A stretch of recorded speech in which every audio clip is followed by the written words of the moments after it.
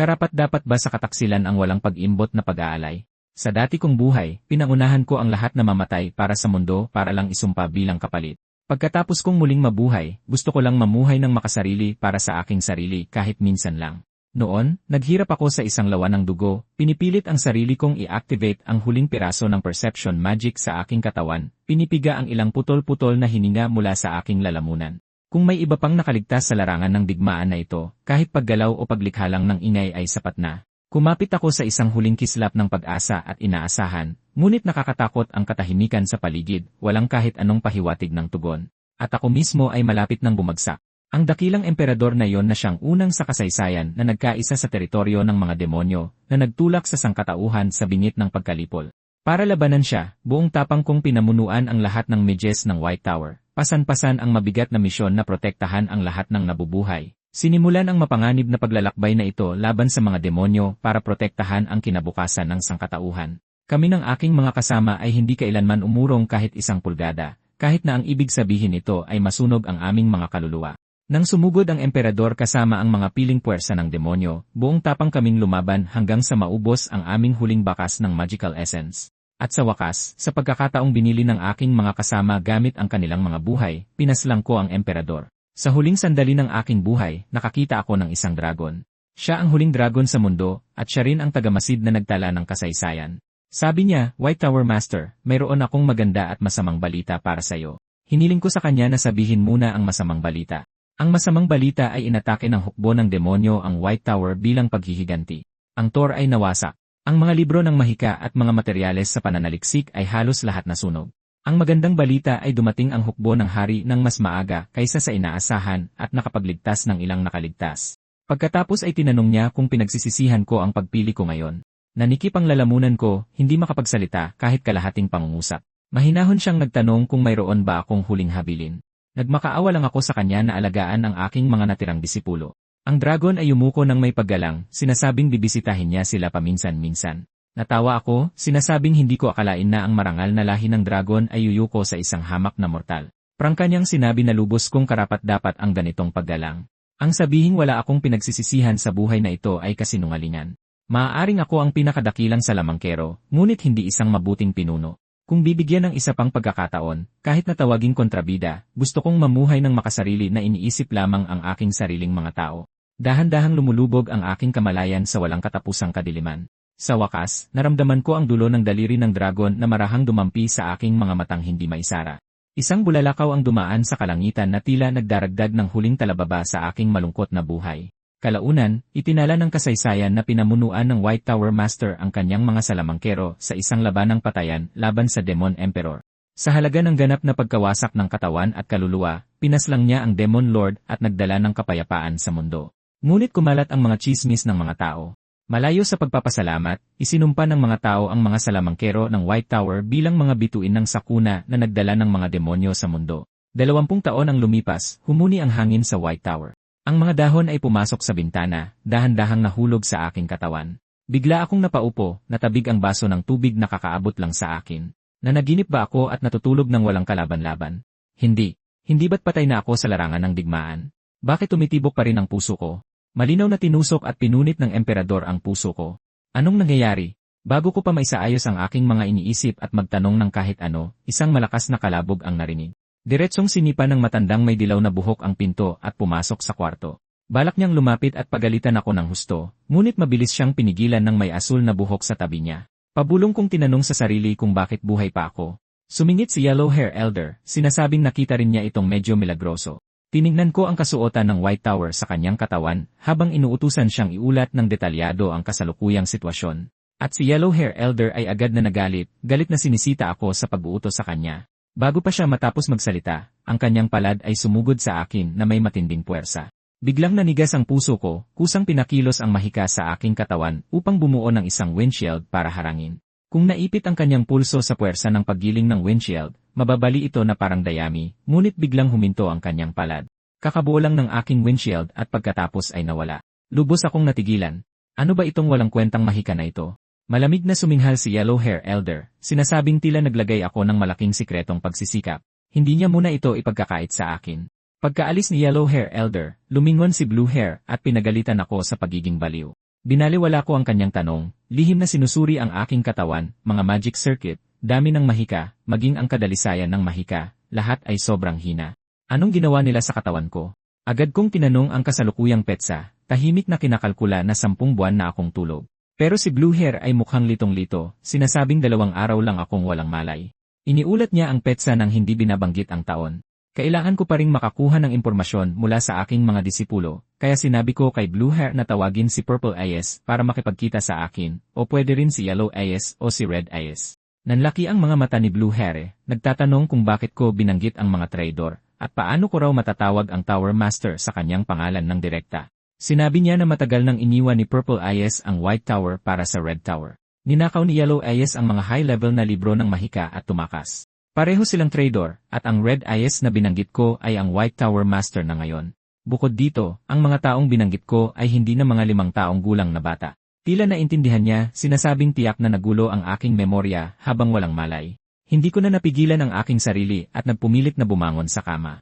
Nang makita ko ang kakaibang batang mukha na yon na nakikita sa bintana, labis akong nagulat. Matapos lubusang maunawaan ang kasalukuyang sitwasyon, nagulat akong malaman na muli akong nabuhay 20 taon pagkatapos ng aking kamatayan. Ang pag-unlad ngayon ay nakakasilaw sa bilis. Ang mga kumikinang na bagay na yon ay tinatawag na mga ilaw sa kalsada. Ang tumatakbong kahon na bakal na yon ay isang kotse. At ang nakakagulat na bagong tanawin na ito ay dahil lahat sa Magic Industrial Revolution. Ang dating wasak na mga bayan ay matagal nang nanumbalik ang sigla, ngunit hindi ko maiwasang maalala na noong malapit na ang pagkalipol, ang mga mata ng mga tao ay puno ng desperasyon. Gayunpaman, ang pinakakagyat na bagay ngayon ay imbestigahan ang impormasyon ng orihinal na may-ari ng katawan na ito. Batay sa mga natitirang alaala ng katawan, ang orihinal na may-ari ay inampon ng White Tower sa edad na 10, ngayon ay 20 na. Ipinanganak sa isang bumagsak na marangal na pamilya, ngunit isang hindi sapat na level 1 mage, marahil ay desperado, kaya't sinuong niya ang panganib na lustayin ang pondo ng pananaliksik para bumili ng mga illegal na elixir. Hindi inaasahan na hahantong ito sa kamatayan. Habang inaayos ang mga alaala, bigla akong nakaramdam ng mali sa loob ng aking katawan. Mayroong napakalaking hindi pa naprosesong magic power sa loob. Posible bang dahil ito sa pag-inom ng illegal na elixir na yon? Sandali. Ano itong kakaibang sangkap na ito? Giniya ko ang malagkit na likido na yon sa dulo ng aking daliri. Sa sandaling pumatak ang likido, isang matinding pakiramdam ang kumalat, yumuko ako para tingnang mabuti at natuklasan na ito pala ay nakamamatay na lason. Bakit magkakaroon ng lason sa katawan na ito? Ipinikit ko ang aking mga mata upang mag-isip sandali, malinaw na sa aking puso ang nangyari. Ang illegal na elixir na iyon ay tunay na mamahaling bagay na nagkakahalaga ng malaki. Ang problema ay may lihim na naglagay ng lason sa elixir na ito. Mula sa natirang dosis ng lason at sa oras ng pagbagsak ng orihinal na may-ari, namatay siya dahil sa pagkalason. Ngunit ang paggamit ng ganoong kataas na antas ng nakamamatay na lason para pumatay ng isang level 1 mage ay masyadong aksaya, bagamat hindi ko alam kung sino ang naglaro ng ganitong biro sa aking kaluluwa. Binigyan nila ako ng pangalawang pagkakataon sa buhay na pinakagusto ko bago mamatay. Pinahintulutan akong makatakas sa mga dating gapos at mamuhay ng makasarili na iniisip lamang ang aking sariling mga tao. At ang kakaibang pangyayari sa muling pagsilang na ito ay talagang isang magandang simula para sa akin. Nagpasya akong bayaran ang halaga ng paghiram sa katawan ng orihinal na may-ari sa pamamagitan ng paghihiganti. Sinusundan ang bahagyang amoy ng gamot na natira sa bote, tinunton ko ang lahat hanggang sa isang tavern sa labas ng bayan. Nang wasakin ko ang lugar, isang alipores ang nag-ulat ng sitwasyon sa amo niya. May isang salamangkero na dumating para hamunin kami, nagtatanong kung sino ang nagbenta ng elixir. Nagdilim ang mukha ng amo habang nagmumura, nagtatanong kung sino ang nangahas gumawa ng gulo sa teritoryo niya. Matapos marinig ang pangalan ko, nangutya ang amo, sinabing isa lang akong theoretical mage na puro papel na estratehiya lang ang alam, pero nag-aalala pa rin ang alipores. Binanggit na ang kliyenteng nag-utos na patayin ako ay may suot na singsing ng White Tower. Agad na suminghal ang amo bilang pagtutol, iniisip na hindi sila magiging tanga para ilantad ang kanilang sarili. Pagkatapos niyang magsalita, sinipa ko ang pinto ng tavern at pumasok. Ngumisi ako sa isip ko, hindi ko inaasahan na ganito karaming tao ang sangkot dito. Biglang tumayo ang amo, mahigpit na sinaway ang aking kalapastanganan. Wala akong pakialam, sinenyasan ko lang silang ipagpatuloy ang kanilang naunang usapan. Naging kulay bakal ang mukha ng amo, sinabing kung hindi ko narinig, maaari niya akong paalisin, saka inutusan ang kanyang mga tauhan na patahimikin ako. Agad na hinugot ng kanyang mga alipores ang kanilang mga espada at sumugod sa akin. Habang naghihintay ang amo na manood ng palabas, nanlamig ang aking tingin. Dahil sila na mismo ang sumusugod sa kanilang kamatayan, hindi ko na kailangang maging magalang. Sumigaw ako ng wind blade. Isang mabangis na wind blade ang agad na dumaan habang bumagsak ang katawan ng alipores. Gumulong din ang kanyang ulo sa sahig. Habang tinitingnan ang ulong gumugulong sa sahig, hindi maipaliwanag na nanghina ang aking puso. Sa lahat ng uri ng kamatayan, pagpugot pa ng ulo. Agad nitong ipinaalala sa akin ang ulo ng emperador. Natakot ng husto ang amo sa eksenang ito, dali-daling kinapa ang isang baril mula sa kanyang dibdib. Nanginginig ang kanyang kamay habang kinakalabit ang gatilyo. Humagibis ang bala patungo sa akin. Wala akong naramdamang anumang mahika na nakakabit sa bagay na ito. Agad kong ginamit ang isang windshield at matatag itong hinarang. Napanganga sa gulat ang amo. Kahit na medyo interesante ang kagamitang ito, mas mabuting ibalik sa may-ari. Ipinitik ko ang aking daliri at agad na bumalik ang bala sa pinanggalingan nito, tumama sa katawan ng amo. Biglang dumura ng dugo ang amo at bumagsak sa sahig. Lumapit ako at umupo sa harap niya, sinabing pinutol ko ang tunog, huwag kang mangarap na may darating, saka sinabi sa kanya na tapat na sagutin ang aking mga tanong at sabihin kung sino ang nag-utos sa kanila. Ngunit nagitngit ang amo at tumangging magsalita. Itinaas ko ang aking paa at sinipa ang kanyang mukha, talagang mas pinapahalagahan ang pride kaysa sa buhay. Maituturing na may paninindigan. Bahagya kong dinagdagan ang diin sa ilalim ng aking paa. Tinapakan ng malakas ang kanyang ilong, pinilit na ipasok ang hangin sa kanyang katawan, na agad namang nagpalobo sa kanyang katawan. Tiningnan ko siya mula sa itaas, pinayuhan siyang sabihin na agad ang totoo kung hindi ay pasasabugin ko siya. Nanginginig ang mga labi ng amo habang paulit-ulit na nagmamakaawa. Pinatunog ko ang aking mga daliri para bawiin ang hangin, sinabihan siyang umamin na ng tapat. Humihingal siyang sinabi na ang taong iyon ang nagbigay sa kanya ng elixir at pera, sinabihan siyang ibenta ang elixir ng mura sa akin. Ang taong iyon ay nakasuot ng balabal na nagtatago ng kanilang itsura na may singsing ng White Tower sa kanilang kamay. Ngumisi ako sa aking isip. Malamang na panlilinlang lang ang singsing para maloko siya. Biglang may naalala ang amo, dali-daling idinagdag na ang taong iyon ay mayroong nakakapreskong amoy ng mint. Wala nang ibang nalalaman. Tinaasan ko siya ng kilay, tinanong kung hindi ba siya natatakot sa paghihiganti ng White Tower pagkatapos akong patayin. Pailag ang kanyang tingin habang sinasabi na delikado ang kasalukuyang sitwasyon ng White Tower. Walang panahon para alalahanin ang mga ganoong bagay. Tinanong ko siya tungkol sa sitwasyon ng White Tower. Nagulat ang amo na hindi ko alam. Walang emosyon kong ipinaliwanag na nawalan ako ng alaala pagkatapos uminom ng elixir. Mabilis na paulit-ulit na humingi ng paumanhin ang amo, pilit na bumangon para kunin ang mga kaugnay na materyales. Pasuray-suray niyang inilabas ang isang tumpok ng mga papel at inilagay sa mesa, inilagay din doon ang bayad sa komisyon. Kinuha ko ang mga materyales, ang aking tingin ay direktang nakatuon sa mga tala na may kaugnayan sa White Tower.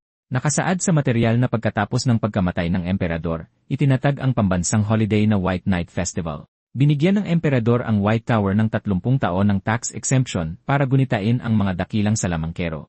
Napakalaking pabor. Ngunit noong nakaraang taon, ang White Tower pa rin ang huli sa lahat ng tour sa performance. Itinuro ng mga eksperto na ang pinakamalaking problema ay ang kakulangan sa mataas na antas ng mahika. Sinabi ng pamilya ng hari na sa White Night Festival ngayong taon ay ianunsyo ang malalaking balita tungkol sa White Tower.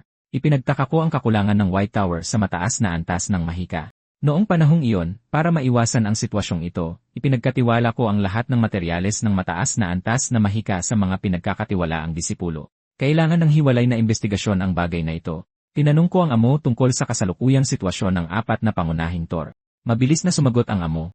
Kinokontrol ng Eastern Yellow Tower ang kidlat at binuksan ang dakilang panahon ng industriya ng mahika, tumutulong sa maraming makasaysayang imbensyon tulad ng mga ilaw sa kalye at sasakyan. Ang Southern Blue Tower ang namamahala sa negosyo ng inuming tubig, suporta sa agrikultura at industriya.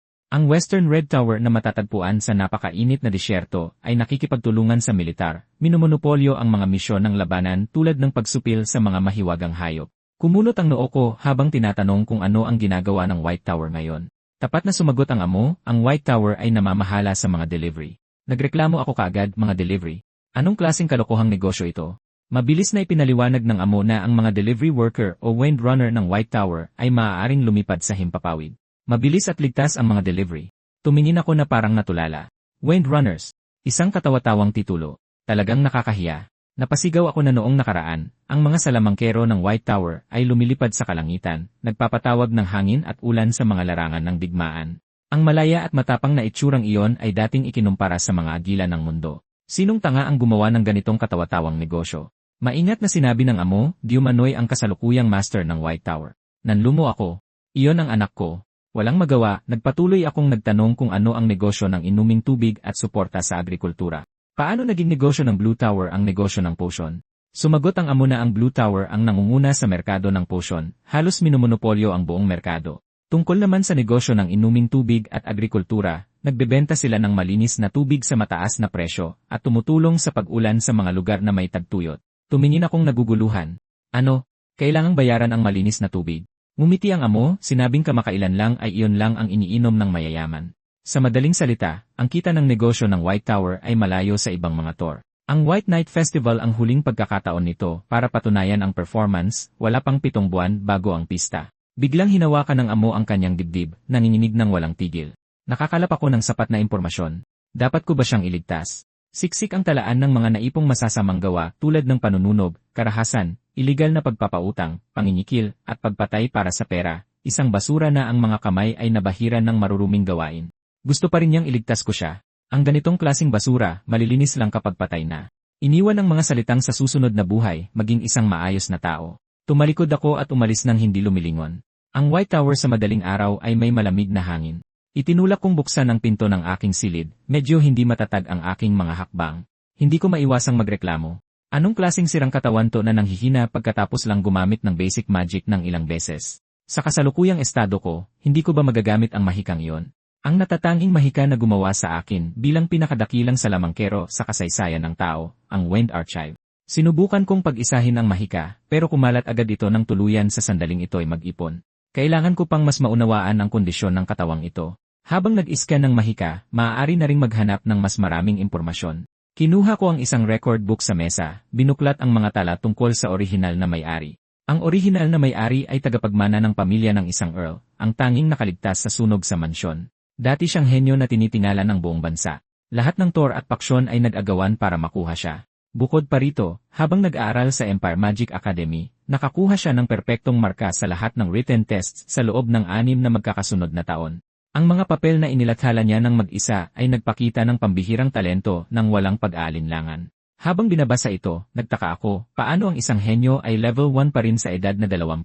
Sakto namang nakita ko ang isang introduksyon na nagsasabing, kung hindi siya nagkaroon ng Magic Loss Syndrome, tiyak na naging isa siyang nangungunang salamangkero na kumakatawan sa panahong ito. Kung ganoon nga, may katuturan na level 1 pa rin siya.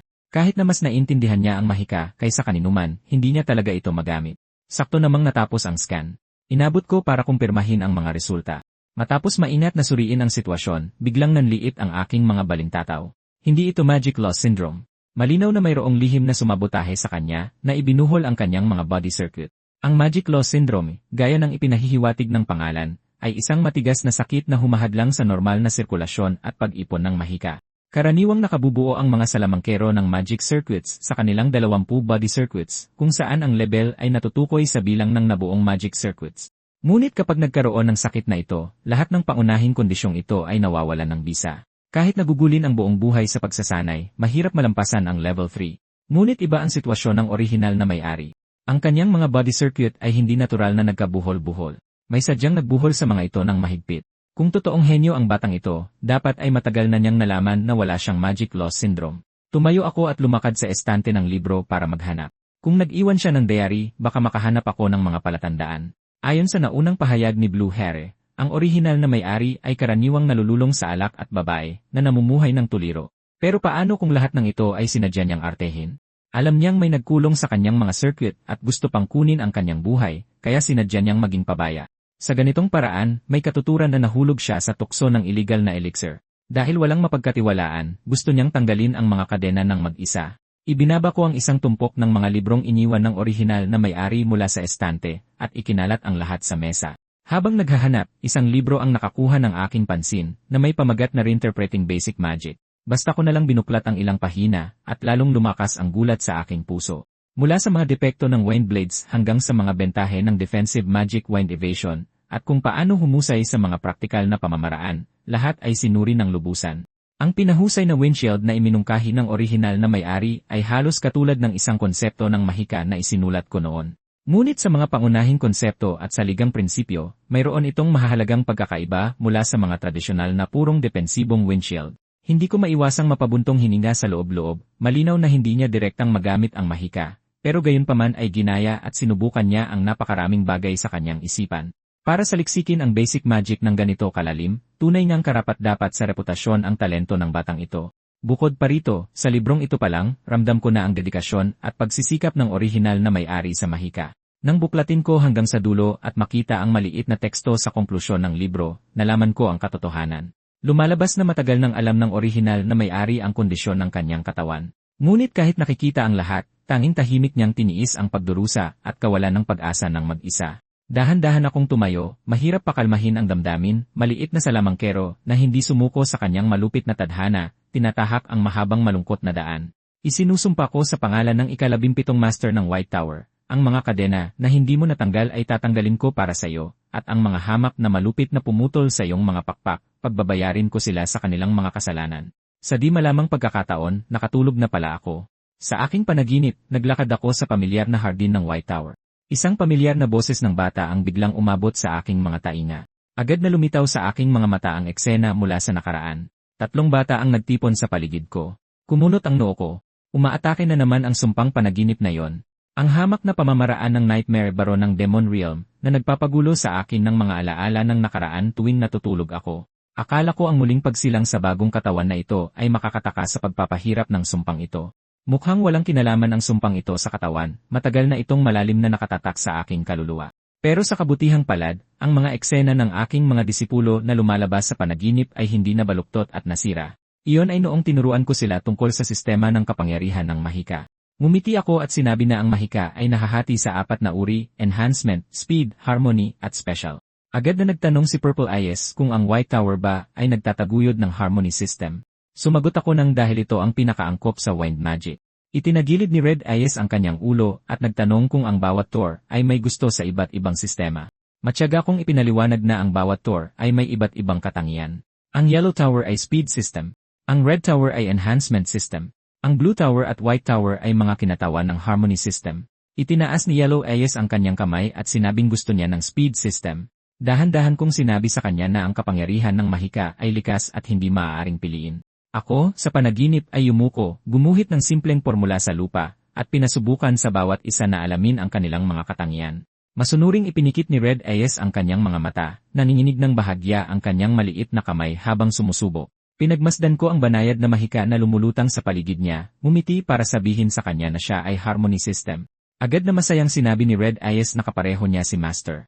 Ang kanyang mukha ay puno ng hindi maitagong kagalakan. Nang makita ito ni Yellow Eyes, agad siyang nagmadali para sumubok. Ilang sandali lang, tuwang-tuwa siyang sumigaw. Nasubukan niya ang speed system na gusto niya. Ang laging tahimik na si Purple Eyes ay namulaklak ng kakaibang hugis bulaklak na mahikang aura sa paligid ng kanyang katawan, ngunit tumingala ng may pagkadismaya at nagtanong kung hindi ba talaga mababago ang talento. Yumuko ako para dahan-dahang sabihin sa kanya na sa lahat ng mga salamangkero, ang special system ay binubuo lamang ng 0.2% na napakahalaga. Ibinaba niya ang kanyang ulo, tahimik na sinasabi na gusto niya ang harmony system at gusto niyang maging tulad ni Master. Napatawa ako, sinasabing orihinal kong binalak na bigyan ang estudyanteng may special system ng pinakamaraming personal na oras ng paggabay. Biglang tumingala si Purple Eyes, kumikinang sa pananabik ang mga mata, nagtatanong kung bibigyan ko ba talaga siya ng pinakamaraming personal na paggabay. Matapos makuha ang kumpirmasyon, agad niyang iniunat ang kanyang maliit na palad, gusto niyang makipag-pinky promise. Nakatayo ako habang pinapanood ang nakaraang eksena, hindi na mamalayang napangiti ng bahagya ang mga labi ko. Noon, lahat ay mga inosenteng bata pa, dalisay at maganda. Bigla, isang malakas na broadcast ang humila sa akin mula sa panaginip pabalik sa realidad. Inanunsyo sa broadcast na agad akong mag-report sa opisina 4,202. Tumayo ako at kusang sinuri ang kondisyon ng aking katawan, natuwa. Sa orihinal na 20 buhol na nakatali hanggang mamatay, 12 na ang nakalas. At nang magbukas ang mga circuit, direkta akong umangat sa level 2. Hindi ko akalain na pagkatapos mabuhay ng napakatagal, darating ang araw na matutuwa ako sa pag-abot sa level 2. Nakatayo sa pintuan ng opisina, itinaas ko ang aking kamay para kumatok. Nakita ako ng elder na may dilaw na buhok na pumasok at tinanong kung mas maganda na ang pakiramdam ko. Pabulong akong sumang-ayon. Habang tinitingnan ang mature at matatag na siya sa harap ko, puno ng emosyon ang aking puso. Ang elder na may dilaw na buhok ay dati ko palang junior. Ngayon sa edad na 45, isa na siyang magaling na elder. Noon, tapat at masigasig siya, laging nakasunod sa akin at tumatawag na senior at nagtatanong. Matapos akong maging tower master, araw-araw siyang abala sa pag-aasikaso sa akin. Medyo nakakatuwa. Sa pag-isip nito, isang bakas ng nasiyahang ngiti ang lumitaw sa aking mukha. Nang makita akong nakangiti, biglang nagdilim ang mukha ng yellow hair elder, sinabing nakatanggap siya ng ulat ng pagkamatay ng boss ng pamilya Gordon at ng kapitan ng action team. Tinitigan niya ako, seryoso ang kanyang tono, sinabing humihingi ng buong pananagutan ang pamilya Gordon at ang action team. Nagkibit balikat ako, sinabing mayroon akong lehitimong dahilan para ipagtanggol ang sarili. Balak akong patayin ng mga taong iyon. Habang nagsasalita, inilabas ko ang may lasong elixir at ang ledger na naglalaman ng kanilang komisyon at bayad sa pagpatay. Kinuha ni Yellowhair Elder ang ledger upang suriing mabuti. Hindi lang ito naglalaman ng mga detalye ng pagpatay, ang mga nakamarkang halaga ay eksaktong tugma rin sa bayad sa komisyon. Matapos basahin, nag-isip siya saglit, sinabing isasara ang kasong ito bilang lehitimong pagtatanggol sa sarili. Nagpasalamat ako at humiling ng isang personal na pabor, sinabing gusto kong makipagkita sa Tower Master. Nang marinig ito ni Yellowhair Elder, sinabi niyang hindi mahirap ang hiling ko. Binanggit din na madalas daw akong nakikipag-usap sa Tower Master tungkol sa mga bagay na may kinalaman sa mahika noon. Ngunit para makipagkita, abutin ng hindi bababa sa kalahating taon. Pabulong kong sinabi sa sarili. Ang orihinal na may-ari pala ay madalas nakikipag-usap tungkol sa mahika kay Red Eyes. Pero kung kailangan kong maghintay ng kalahating taon, nagsimula na ang White Night Festival at huli na ang lahat. Ipinaliwanag ni Yellowhair Elder na kasalukuyang wala ang Tower Master, abala sa pag-aasikaso ng iba't ibang mahihirap na kaso ng komisyon. Hindi ko maiwasang itanong kung bakit kailangan pang personal na asikasuhin ng Tower Master ang mga ganoong kaliit na bagay. Sinabi ni Yellowhair Elder na sa kasalukuyan, wala nang natitirang high-level na mage sa White Tower. Agad kong tinanong kung anong level na ang Tower Master ngayon. Sumagot si Yellowhair Elder na isa siyang level 7 na high-level mage. Lalo akong nakasiguro na kailangan kong hanapin ang disipulo na kumuha ng mga materyales noon at magtanong ng malinaw. Matapos mag-usap, tumalikod na ako para umalis. Sa sandaling pag-alis ko, pumasok sa opisina ang Vice Master ng White Tower. Sinabi niyang gusto niya sanang payuhan si Yellowhair Elder na huwag maging masyadong malupit sa akin. Mukhang naturuan na niya ako ng leksyon. Sinabi ng Vice Master na siya ang nagpasok sa akin at lagi niya akong inaalala. Sinabi rin na hindi maaabot ang ganitong level ng basic magic sa loob lang ng 1 o 2 araw. Siguradong nagsikap ako ng husto ng palihim. Nang marinig ito ni Yellowhair Elder, tumango siya ng may pag-isip at sinabing baka mas masipag pa ako kaysa sa inaakala niya. Ngumiti ang Vice Master at sinabing magaling iyon, pagkatapos ay iminungkahing pumunta sa opisina para sa isang pulong. Samantala, marahil nakita ko ang aking mga disipulo sa panaginip, kaya hindi ko maiwasang pumunta sa hardin upang maglakad-lakad at tumingin. Isang matandang caretaker na puti ang buhok ang lumapit, masiglang tinawag ang pangalan ko, sinabing nalulungkot siya na naaksidente ako at nawala ang lahat ng alaala ko. Inalala rin ang pananabik sa mga araw na paminsan-minsan akong pumupunta dito para makipag-usap sa kanya. Pabulong kong sinabi sa sarili. Masyadong kumalat ang balita tungkol sa amnesia ko. Para mas maintindihan ang nakaraan ng orihinal na may-ari, sumakay ako at nagtanong kung pwede pa kaming mag-usap sa hinaharap. Napatawa ang matandang caretaker, pinasalamatan ako sa suhestyon, pero sinabing magiging mahirap dahil malapit na siyang umalis sa White Tower at hindi na babalik. Agad kong tinanong kung mayroon siyang pinagdadaan ng hirap. Bumuntong hininga ang caretaker, sinabing siya na lang ang natitira sa departamentong ito. Ang sumuporta sa kanya sa mahabang mga taon ay ang talumpati ng dating Tower Master sa seremonya ng inaugurasyon. Sinabi ng Tower Master na yon na sa toreng ito, lahat ay kailangan, kaya't mabuhay ng may pagmamalaki bilang bahagi ng White Tower.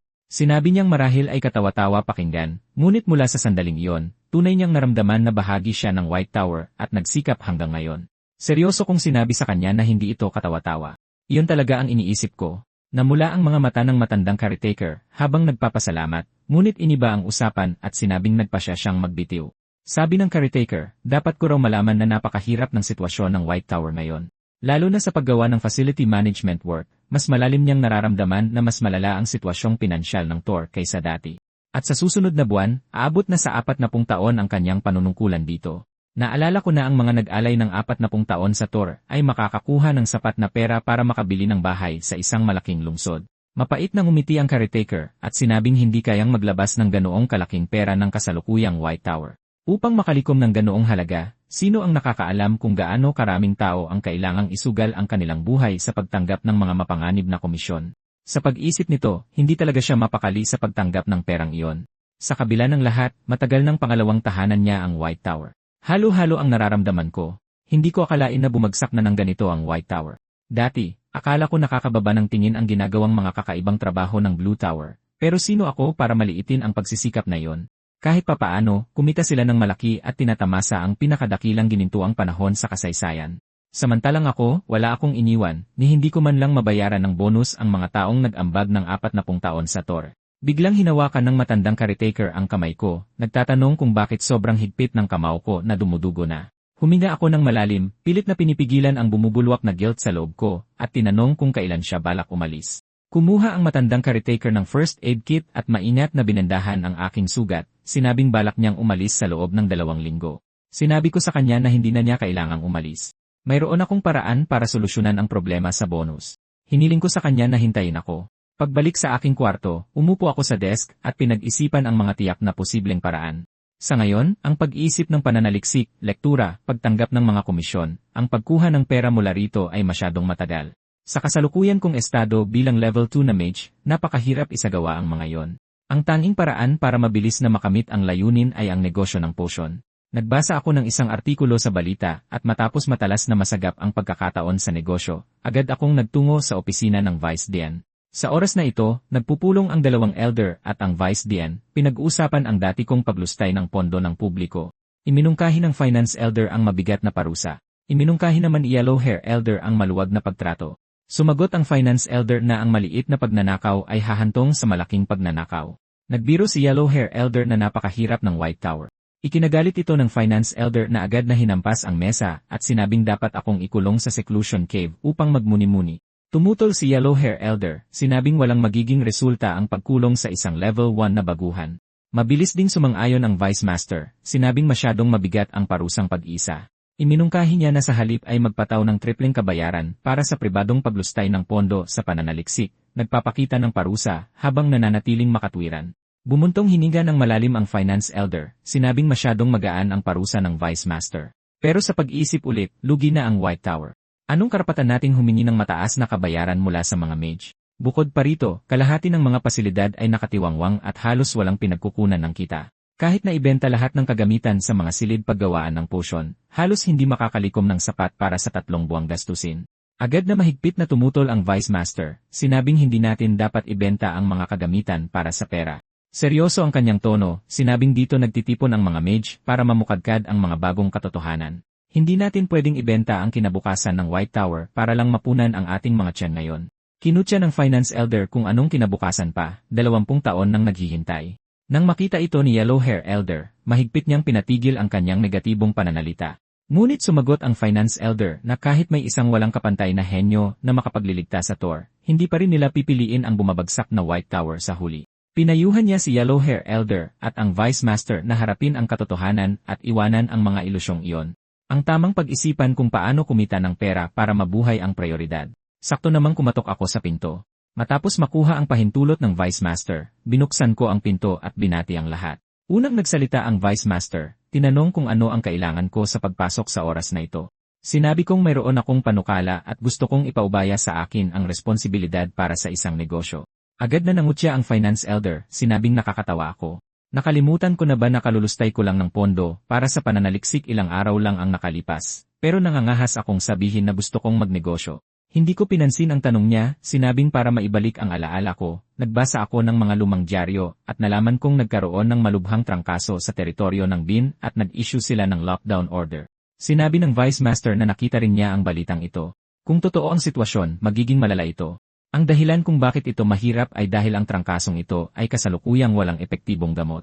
Noon, nakakagawa ng bakuna ang White Tower, pero nawala ang formula 20 taon na ang nakalipas. Tumango ako bilang pagkumpirma, sinabing kahit ang Blue Tower, na nagmonopolyo sa merkado ng potion, ay walang magawa. Kaya plano kong magsimula rito. Muling simulan ang negosyo ng bakuna na tanging White Tower lang ang nagbebenta noon, para kumita para sa tower sa pamamagitan ng pagbebenta ng bakuna sa Cardena Flu. Nanlibak ang mga Finance Elder, direktang sinabi na ang panukalang ito ay walang halaga para pakinggan. Ang tower at mga malalaking kumpanya ng gamot ay namuhunan ng malaking pondo sa mga high-level na mage sa loob ng 20 taon nang hindi nakakagawa ng bakuna. Ang isang 20 taong gulang na bata na tulad ko ay tiyak na hindi ito magagawa. Hindi ko itinanggi na lahat sila ay nabigo. Inamin ko rin na ako nga ay 20 taong gulang. Pero nagbago ang tono ko, seryoso kong sinabi na ako ay isang henyo na may buong kumpiyansang makakagawa ng bakuna, at nagmakaawa sa lahat na mamuhunan sa akin. Sumabog sa galit ang Finance Elder, tinanong kung anong biro ang ginagawa ko, sa kakinwenta ang mga nagastos. Ang 17 na aplikasyon ko para sa pondo ng pananaliksik ay umabot sa 800,000 PV, kasama pa ang ilang ninakaw para bumili ng mga illegal na elixir. Lalo siyang nainis, nanunuya na ako raw ay isang pinalaking binatang hindi nakakaintindi ng konsepto ng pera, pero naglakas loob pang magyabang na henyo. Nagsalita ang Vice Master para patigilin siya, sinabing nagpapasa ako ng formal na panukala sa pamumuhunan bilang isang mage ng White Tower. Ang Finance Elder bilang isang elder ay masyadong bastos sa salita at gawa. Napipilitan namang humingi ng paumanhin ang Finance Elder. Nang maintindihan ko ang konteksto, sa wakas ay naintindihan ko kung bakit galit na galit siya sa akin. Sa loob ng 10 taon, ang orihinal na may-ari ay walang nagawang desenteng resulta ng pananaliksik pero umubos ng napakalaking pondo. Bilang elder na namamahala sa pananalapi, naiintindihan ang naipon niyang sama ng loob. Pero hindi naman ako ang orihinal na may-ari, at ang aking mga kakayahan ay hindi lang theoretical. Tumingin sa akin ang Vice Master, nagtanong kung bakit ako sigurado na ang kumalat sa teritoryo ng Bin ay Cardena flu. Sinabi ko sa kanila na siyempre, may matibay na ebidensya, at pinabuklat sa lahat ang pangalawang pahina ng dyaryo. Nakatala doon na biglang binago ng Arsobispo ng Altair Church ang kanyang itineraryo sa panahon ng pilgrimage upang manatili sa isang liblib na maliit na lugar sa loob ng isang buwan na nagsasagawa ng mga pagdarasal ng pagbabasbas. Masyadong abnormal ang kilos na ito. Ang simbahan ng Altair ay sumasamba sa inang lupa. Ang 7 arsobispo ay mukhang malinis na mga leader ng relihiyon, ngunit sila ay ganap na kabaligtaran. Ang isang arsobispo na gustong maabot ang posisyon ng kardinal na arsobispo ng simbahan ay nangangailangan ng malaking pondo para sa halalan. Ang kanilang tunay na layunin sa paghinto sa pilgrimage ay makipagkita sa mga lokal na maharlika at mga ngalakal para mangolekta ng mga alay. Ngunit ang liblib na maliit na bayang iyon ay mahirap at atrasado, hindi makakapiga ng malaking kita. Sumingit ang elder na may dilaw na buhok, sinabing inaangkin ng simbahan na para ito sa mga pagdarasal ng pagbabasbas. Nagtatakang tanong ko, mas lalo itong nakapagtataka. Bakit magbibigay sa lupang walang kita ng ganoong kamahal na pagdarasal ng pagbabasbas? Bukod pa rito, ang ruta ng pilgrimage ng Altair Church ay palaging nakapirmi, bihirang pansamantalang magbago. Malinaw na sinusubukan nitong antalahin ang pagdating sa teritoryo ng Bin hanggat maaari. Dapat niyong malaman kung ang simbahan ay makaranas ng mga aksidente o malalaking sakuna sa panahon ng pilgrimage, ituturing itong galit ng inang lupa. Para sa isang arsobispo na buong pusong gustong tumakbo para maging kardinal, katumbas ito ng isang pampulitikang sentensya ng kamatayan. Agad na napagtanto ng elder na may dilaw na buhok, sinabing nangangahulugan ito na alam na ng arsobispo na kumalat ang Cardena flu sa Bin, kaya sinadya niyang antalahin ang oras. Tumango ang finance elder, inamin na tumama sa punto ang aking pagsusuri na karapat-dapat sa isang nangungunang theoretical mage, ngunit binigyang diin din na ito ay hinuha ko lamang. Inamin ng Vice Master na naintindihan niya ang aking pahayag at kumpiyansa, pero labis niyang ikinalulungkot. Hindi siya makapagbigay ng suporta sa opisyal na antas. Dahil kung aprobahan ang espesyal na pondong ito, tuluyang mawawalan ng pondo para sa aktibidad ang ibang mga mage. Gayunpaman, ipinahayag niya ang kanyang kagustuhang personal na mamuhunan sa akin. Agad na nabalisa ang finance elder, magsasalita na sana para pigilan siya, ngunit pinutol ng pagtaas ng kamay ng Vice Master. Sinabi ng Vice Master na mayroon lamang siyang 30,000 pebi, at tinanong kung ang maliit na halagang ito ay talagang makakagawa ng bakuna. Sumigaw ako sa isip ko, masyadong kaunti. Malayo sa orihinal na plano. Pagkatapos ay dumiretso ako sa silid kung saan gumagawa ng mga potion. Habang tinitingnan ang matagal ng hindi ginagamit na kagamitan sa loob, mabilis akong nakaisip ng planye. Una, gamitin itong 30,000 pebi para gumawa ng sample ng bakuna, pagkatapos ay dalhin ang sample sa arsobispo para makakuha ng karagdagang pondo. Kung sino ang pinakanababalisa sa kanila mangolekta ng pera. Dahil sa ngayon, ang taong pinakanamumroblema sa Cardena flu ay siya. CJ. Una, hanapin muna ang pakiramdam sa paggawa ng mga potion noon. Nag-concentrate ako sa paghawak sa mga sangkap na panggamot. Mabilis na bumalik ang pamilyar na pakiramdam sa paggawa. Sabi nila, pansamantala lang ang level, pero ang kasanayan ay panghabang buhay. Talagang tama ang mga salitang iyon. Kaswal din akong naghalo ng isang boat ng fatigue recovery potion. May papalapit na nagmamadaling mga yapak. Pumasok si Blue Hair na may dalang ilang malalaking supot ng mga gamot na halaman, hingal na hingal. Pagkapasok niya, nagtanong siya kung mayroon akong pamatid uhaw. Inabot ko sa kanya ang fatigue recovery potion na kagagawa ko lang. Kinuha ni Blue Hair ang bote at ininom lahat, sinabing napakasarap nito at kamangha-mangha ang epekto. Sinuri ko ang mga materyales na binili niya. Napakaganda ng kalidad. Mukhang ipinagmamalaki ni Blue Hair, sinabing kung tuluyan niyang babagsak ang White Tower, babalik na lang siya sa pagiging mangangalakal. Bago pa siya matapos magsalita, inabot ko ang kamay ko at pinitik ang ulo niya. Ipinaliwanag ko, hindi ko sinasadya, kasalanan niya kasi nagsasalita siya ng kung ano-ano. Tinatakpan ni Blue Hair ang kanyang ulo at bumulong, sinabing pinapunta siya ng mga finance elder para tumulong, at tinanong kung ano ang kailangan naming gawin ngayon. Kaya pala, ang finance elder ay malamig sa labas pero mainit ang kalooban. Kumuha ako ng isang bungkos ng materyales at sinabihan siyang ilipat muna ito sa operating table. Napakalinaw ng sinabi sa talarawan ng orihinal na may-ari. Ang White Tower ay puno ng mga mahuhusay pero problemadong bata na parang mga maluluwag na tornilyo. Basta't maibabalik nila ang kanilang sigla, tiyak na magiging mahalagang puwersa sila para sa tower. Ang blue hair sa harap ko ay isa sa mga problemadong batang ito. Dahil interesado naman siya sa mga nakalalasong halamang ito, mas mabuting samantalahin ang pagkakataon at subukan ang kanyang mga kakayahan. Ibinaba ni Blue Hair ang mabigat na supot ng materyales, nakakunot ang noo habang sinasabi ang Black Belt Orchid, Crimson Mountain Tree Flower, Ghost Mushroom, Mist Tear Flower Leaves. Lahat ito ay mga mapanganib na nakalalasong halaman na mahirap hawakan. Ayon sa tradisyonal na pamamaraan, kailangan mong pakuluan ang mga halamang ito sa tubig sa loob ng 12 oras para matanggal ang lason. Agad kong itinuro na sa proseso ng pagpapakulo, mawawala ang mga lason kasama ng mga kapaki-pakinabang na sangkap sa materyal. Kaswal kong tinanong si Blue Hair kung narinig na niya ang tungkol sa mga siopaw ng Sea Country. Ang paggamit ng steamer para alisin ang lason ay maaaring magluto ng mga materyales habang pinapanatili ang pinakamaraming epektibong sangkap. Sumigaw si Blue Hair sa tuwa na ito ay isang magandang paraan. Ipinaliwanag ko na pinalambot lang ng steamer ang mga materyales sa isang estado kung saan maaaring alisin ang mga lason. Ang tunay na pag-aalis ng lason ay kailangan pa rin kumpletuhin nating mga mage. Itinaas ko ang aking kamay para ilabas ang vacuum condensation magic. Sinenyasan si Blue Hair na panooring mabuti ang aking mga galaw kung paano ko inihiwalay ang lason mula sa singaw lamang, anong dalawang uri ng mahika ang aking ginamit, at anong ratio ang ginamit ko sa paghalo ng likidong material para makumpleto ang paghahanda ng potion. Itinaas ko ang natapos na potion at hiniling sa kanya na subukan din ito. Mukhang problemado si Blue Hair, sinabing mukha lang itong simple. Pinanood ko ang medyo magaspang niyang proseso ng magic condensation. Simula sa vacuum condensation, medyo hindi matatag ang kanyang kontrol sa mahika. Hindi nagtagal, huminto si Blue Hair, inaming hindi niya kayang kontrolin ang dalawang uri ng mahika ng sabay. Bahagya akong umiti, sinasabi sa kanya na tuturuan ko siya. Sa totoo lang, kapag naintindihan mo na ang prinsipyo, hindi ito ganoon kahirap. Sinabi ko sa kanya na subukang isipin na naglalagay ng harang sa kanyang isipan.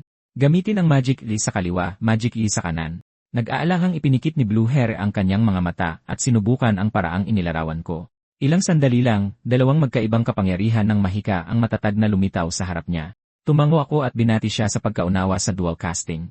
Narinig ko si Blue Hair na nagsabing, bakit hindi na lang ituro ng mga senior ang mga simpleng bagay na tulad nito? Naisip ko, maraming tao ang ayaw ipasa ng libre sa mga junior ang mga teknike na pinaghirapan nilang intindihin. Pero sa madugong larangan ng digmaan noon, imposible ang pagpapanatili ng ganoong makasariling kaugalian. Para mabuhay, araw-araw na nagbabahagi ng mga sikretong teknike ang lahat at sabay-sabay na tinatalakay ang mga taktika. Ang pinakakailangan ng White Tower ngayon ay ang ganitong uri ng aktibong modelo ng edukasyon at bukas na palitan ng kaalaman. Bumalik ako sa aking diwa, pinuri ko si Blue Hair sa kanyang talento, na nagtagumpay sa unang subok. Napakamot sa ulo si Blue Hair dahil sa hiya, sinabing malinaw at simple ang paliwanag ko.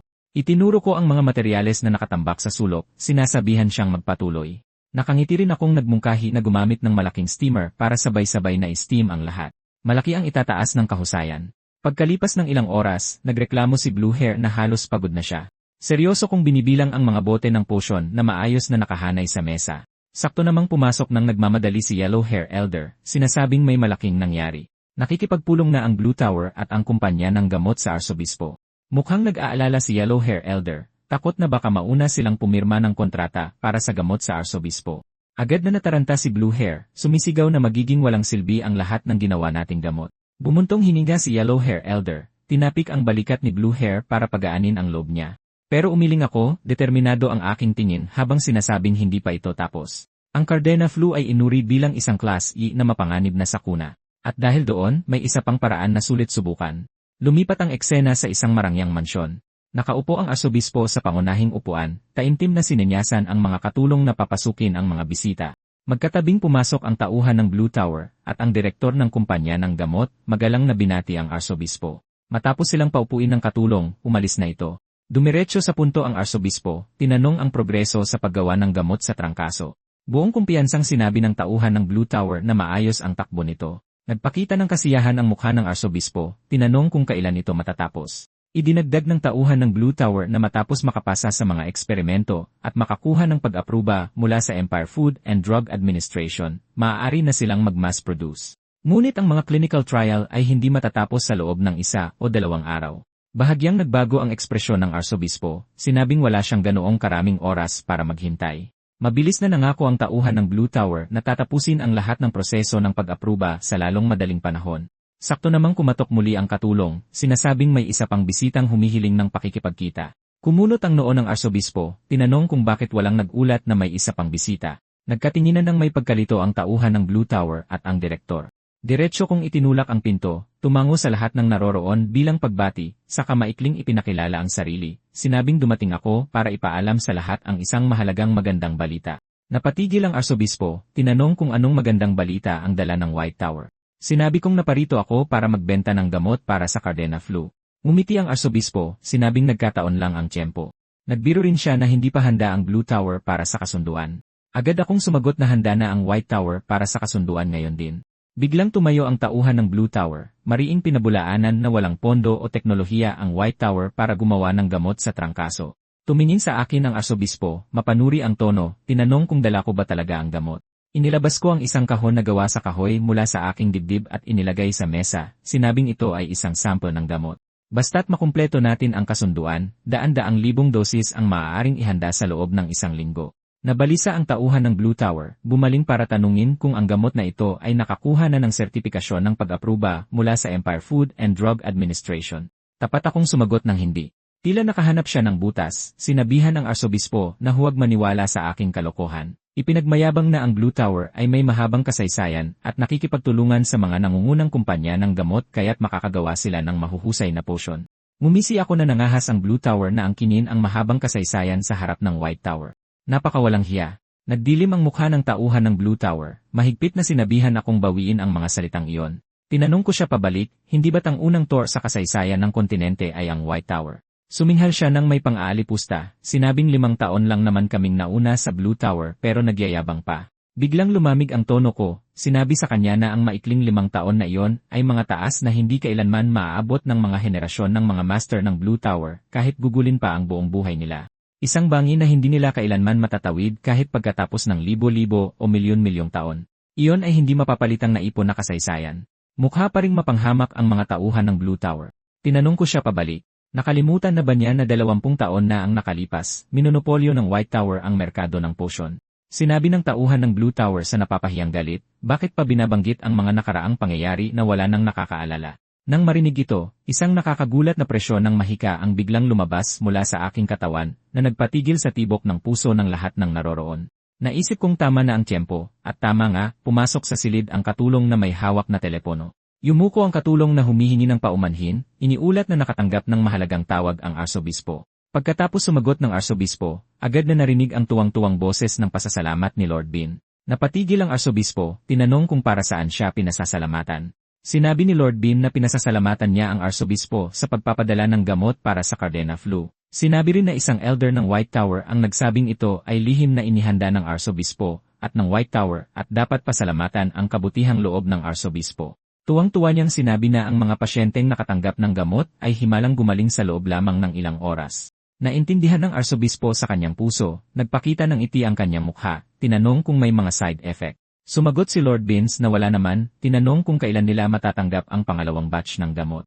Partikular na binanggit na sinabi ng elder ng White Tower na ang arsobispo ang dapat magpasya sa bagay na ito. Sinulyapan ako ng arsobispo, saka sinabi kay Lord Bines na ipapadala agad ang pangalawang batch kapag naihanda na. Pagkababa ng telepono ng arsobispo, kalmado kong inamin na lahat ng ito ay ayos ko. Nagmamadaling sinabi ng tauhan ng Blue Tower sa arsobispo na malinaw itong paglabag sa batas ng pagkain ng imperyo, nagmamakaawa sa arsobispo na parusahan ako. Tiningnan ko ang tauhan ng Blue Tower, sinabing hindi nila naiintindihan ang batas, tinanong kung alam ba niya ang tungkol sa batas ng digmaan. Galit na galit ang tauhan ng Blue Tower, sinabihan akong huwag sadyang baguhin ang usapan. Bakit ko biglang binabanggit ang batas ng digmaan? Kalmado kong ipinaliwanag na sa mga nakaraang digmaan laban sa lahi ng demonyo, ang talagang kumitil ng pinakamaraming buhay ay ang salot na kumalat pagkatapos ng digmaan. Mabilis na gumawa ng mga mage noon, ngunit masyadong matagal ang paghihintay sa pag-apruba ng batas sa pagkain, at maraming tao ang namatay dahil dito. Hindi ito natiis ng kamahalan at idinagdag sa batas ng digmaan na ang mga espesyal na gamot ay hindi saklaw ng batas sa pagkain ng imperyo. Agad na tumutol ang tauhan ng Blue Tower, sinabing nagsisinungaling ako, idiniin na hindi tayo nasa panahon ng digmaan ngayon. Matyaga kong ipinaliwanag pa na ang pagkilala bilang panahon ng digmaan ay nahahati sa 3 kategorya. Una ay ang opisyal na pagdedeklara ng digmaan sa ibang lahi o bansa. Pangalawa ay ang rebelyon na nangyayari sa loob ng imperyo. At panghuli, ang pangatlo ay mga sakuna na nangyayari sa danger level V o mas mataas pa. At nagkataong ang Cardena flu ay isang class E na malawakang natural na sakuna. Pinagpawisan ang direktor ng parmasyutiko, sinabing maaari rin silang magpadala agad ng gamot sa teritoryo ni Bin. Naiinis na pinagalitan sila ng arsobispo dahil sa hindi pag-unawa sa sitwasyon. Natapos ang laban na ito sa sandaling dumating ang gamot ng White Tower sa teritoryo ni Bin. Bukod dito, naniniwala na si Lord Bin na siya at ang White Tower ay magkasamang nagbigay ng biyaya. Nagmamadaling sinabi ng direktor ng parmasyutiko na maaari nilang babaan ng husto ang mga presyo, nagmamakaawa sa arsobispo na muling isaalang-alang. Galit na umungol ang arsobispo, sinisisi sila sa pag-iisip na mabibili nila ang kanyang pabor sa kakarampot na pera. Pareho silang namutla sa takot, nagmamadaling yumuko para humingi ng paumanhin. Mahigpit na pinagalitan sila ng arsobispo na tama na, inutusan silang umalis kagad. Pagdaan ng tauhan ng Blue Tower sa tabi ko, sinabi niyang babayaran niya ang utang na ito sa lalong madaling panahon. Ngumiti ako at sinabi sa kanya na ang patent para sa gamot at bakuna sa Cardena flu ay nairehistro na sa maharlikang pamilya. Kung gusto nilang ibenta ang gamot na nagawa na nila, kailangan nilang masunuring magbayad ng patent fees sa White Tower o sirain ang lahat kung ayaw. Kinuyom ng tauhan ng Blue Tower ang kanyang mga kamao, ngunit sa huli ay hindi na nangahas magsalita pa, umalis ng may sama ng loob. Tumayo ang direktor ng parmasyutiko, magalang na nagpaalam sa arsobispo. Pagdaan niya sa tabi ko, pareho kaming magalang na tumango sa isa't isa. Sakto nun, matalas kong naamoy ang isang amoy. Ito ay isang preskong amoy ng mint. Napalingon ako kagad. Agad na pumasok sa isip ko ang testimonya ng may-ari ng tavern. Naglalabas daw ng preskong amoy ng mint ang taong iyon na nagpapalamig sa ilong. Posible kayang siya ang lihim na naglason at pumatay sa orihinal na may-ari. Pero bago ko pa man siya mapigilan, nakalabas na ng pinto ang pharmaceutical director. Ngumiti ang arsobispo at sinenyasan akong umupo sa kabilang upuan, tapos dumiretso na sa usapan, dahil napagkasunduan na ang kooperasyon, simulan na raw natin sa presyo. Tinanong niya kung magkano ang plano kong singilin, at binanggit din na ang alok ng Blue Tower kanina lang ay 2 milyon yen. Nag-isip ako sandali, at sinabing gusto namin ng 5 milyon. Biglang nanliit ang mga mata ng arsobispo, at gulat na nagtanong kung seryoso ba ako. Ilang oras ang lumipas, bumalik na ako sa White Tower. Tulala ang finance elder habang nakatitig sa tseke. Ilang beses niyang binilang bago maglakas loob na kumpirmahin na ang halaga ay talagang 1,000,000 pevay. Tuwang-tuwa niya akong niyakap, ang tono niya ay malapit na parang ibang tao. Hindi rin maitago ng Vice Tower Master ang kanyang pagkagulat. Dahil kahit paano, hinding-hindi basta-basta magbabayad ang arsobispo ng ganoon kalaking halaga para sa isang batch ng gamot. Tiningnan ko silang lahat, isang ngiti ang sumilay sa aking mga labi, at sinabing hindi pa natin nakakalkula ang bayad para sa publisidad. Lahat sila ay mukhang nagtataka, naghihintay na ipagpatuloy ko ang pagpapaliwanag. Nagpatuloy ako sa pagpapaliwanag na ipapahayag ng White Tower sa publiko na nakatanggap siya ng banal na inspirasyon, nakita na ang Cardena flu, at partikular na inutusan ang White Tower na maghanda ng gamot. Para sa kanya na nag-aasam sa susunod na posisyon bilang Cardinal Archbishop, wala talagang dahilan para tumanggi. At lubos siyang nasiyahan sa planong ito, kaya sa huli ay pinirmahan niya ang kontrata sa halagang 1,000,000 doble ng una kong hiningi. Tiningnan ng Vice Tower Master ang malaking tseke sa mesa, at nagpa siyang bawiin ang aking parusa, sabay tanong kung may tumututol ba. Umiling silang lahat na nagsasabing walang tumututol. Humarap sa akin ang Vice Tower Master at sinabing, kung kailangan ko ng anumang suporta, magsabi lang ako. Sinabi kong kailangan nating mag-recruit ng mga mage na level 4 o mas mataas pa. Kung mas marami, mas maganda. Agad na nagpa siya ang Vice Tower Master na magkaroon ng public recruitment, at ako ang mamamahala sa pagpili ng mga kalahok. Inutusan din niya ang finance elder na agad ipaskil ang impormasyon sa loob ng tower. Nagdagdag din siya ng mga kondisyon sa recruitment. Ang potion manufacturing room ay magbibigay sa mga kalahok ng malaking sahod araw-araw at magbibigay ng 3 kainan na may kasamang karne. Dahil sa napakagandang kondisyon, agad na maraming mage ang dumating. Pumalakpak ako, gusto kong tumahimik ang lahat, pero maingay pa rin ang paligid. Walang gustong makinig. Bahagyang gumalaw ang dulo ng daliri ko, at nagcast ako ng silencing spell. Agad na biglang tumigil ang ingay sa manufacturing room. Sinabi ko sa lahat na ngayon, tinipon ko sila para mag-mass produce ng Cardena vaccine at gamot at kailangan ko ang tulong ng mga senior. Agad na kumalat ang bulungan sa mga tao. Nagulat ang ilan na ako, ang sikat na problematikong henyo, ang nagre-recruit. Nagtataka naman ang iba kung ano ang nagtulak sa akin na magpakumbaba. Kinwestiyon naman ng iba kung paano ako makakaintindi ng pharmacy. Pinaghihinalaan na isa na namang scam ito, sinasabing sinayang ko ang napakaraming pondo sa pananaliksik dati at ngayon biglang gustong magtrabaho ng totoo, hindi sila naniniwala.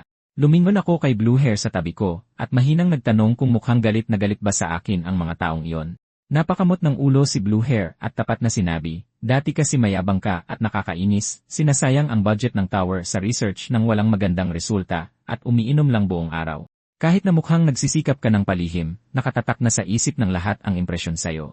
Sakto nun, isang magandang blonde ang lumabas mula sa karamihan at sinabing nawala ang mga formula ng pharmacy ng White Tower 20 taon na ang nakalipas. Sumagot ako na matagumpay kong naibalik ang mga formula. Agad na nagkagulo sa usapan ng lahat, sinasabing lumamon ako ng napakaraming pondo sa pananaliksik at nakagawa talaga ng resulta.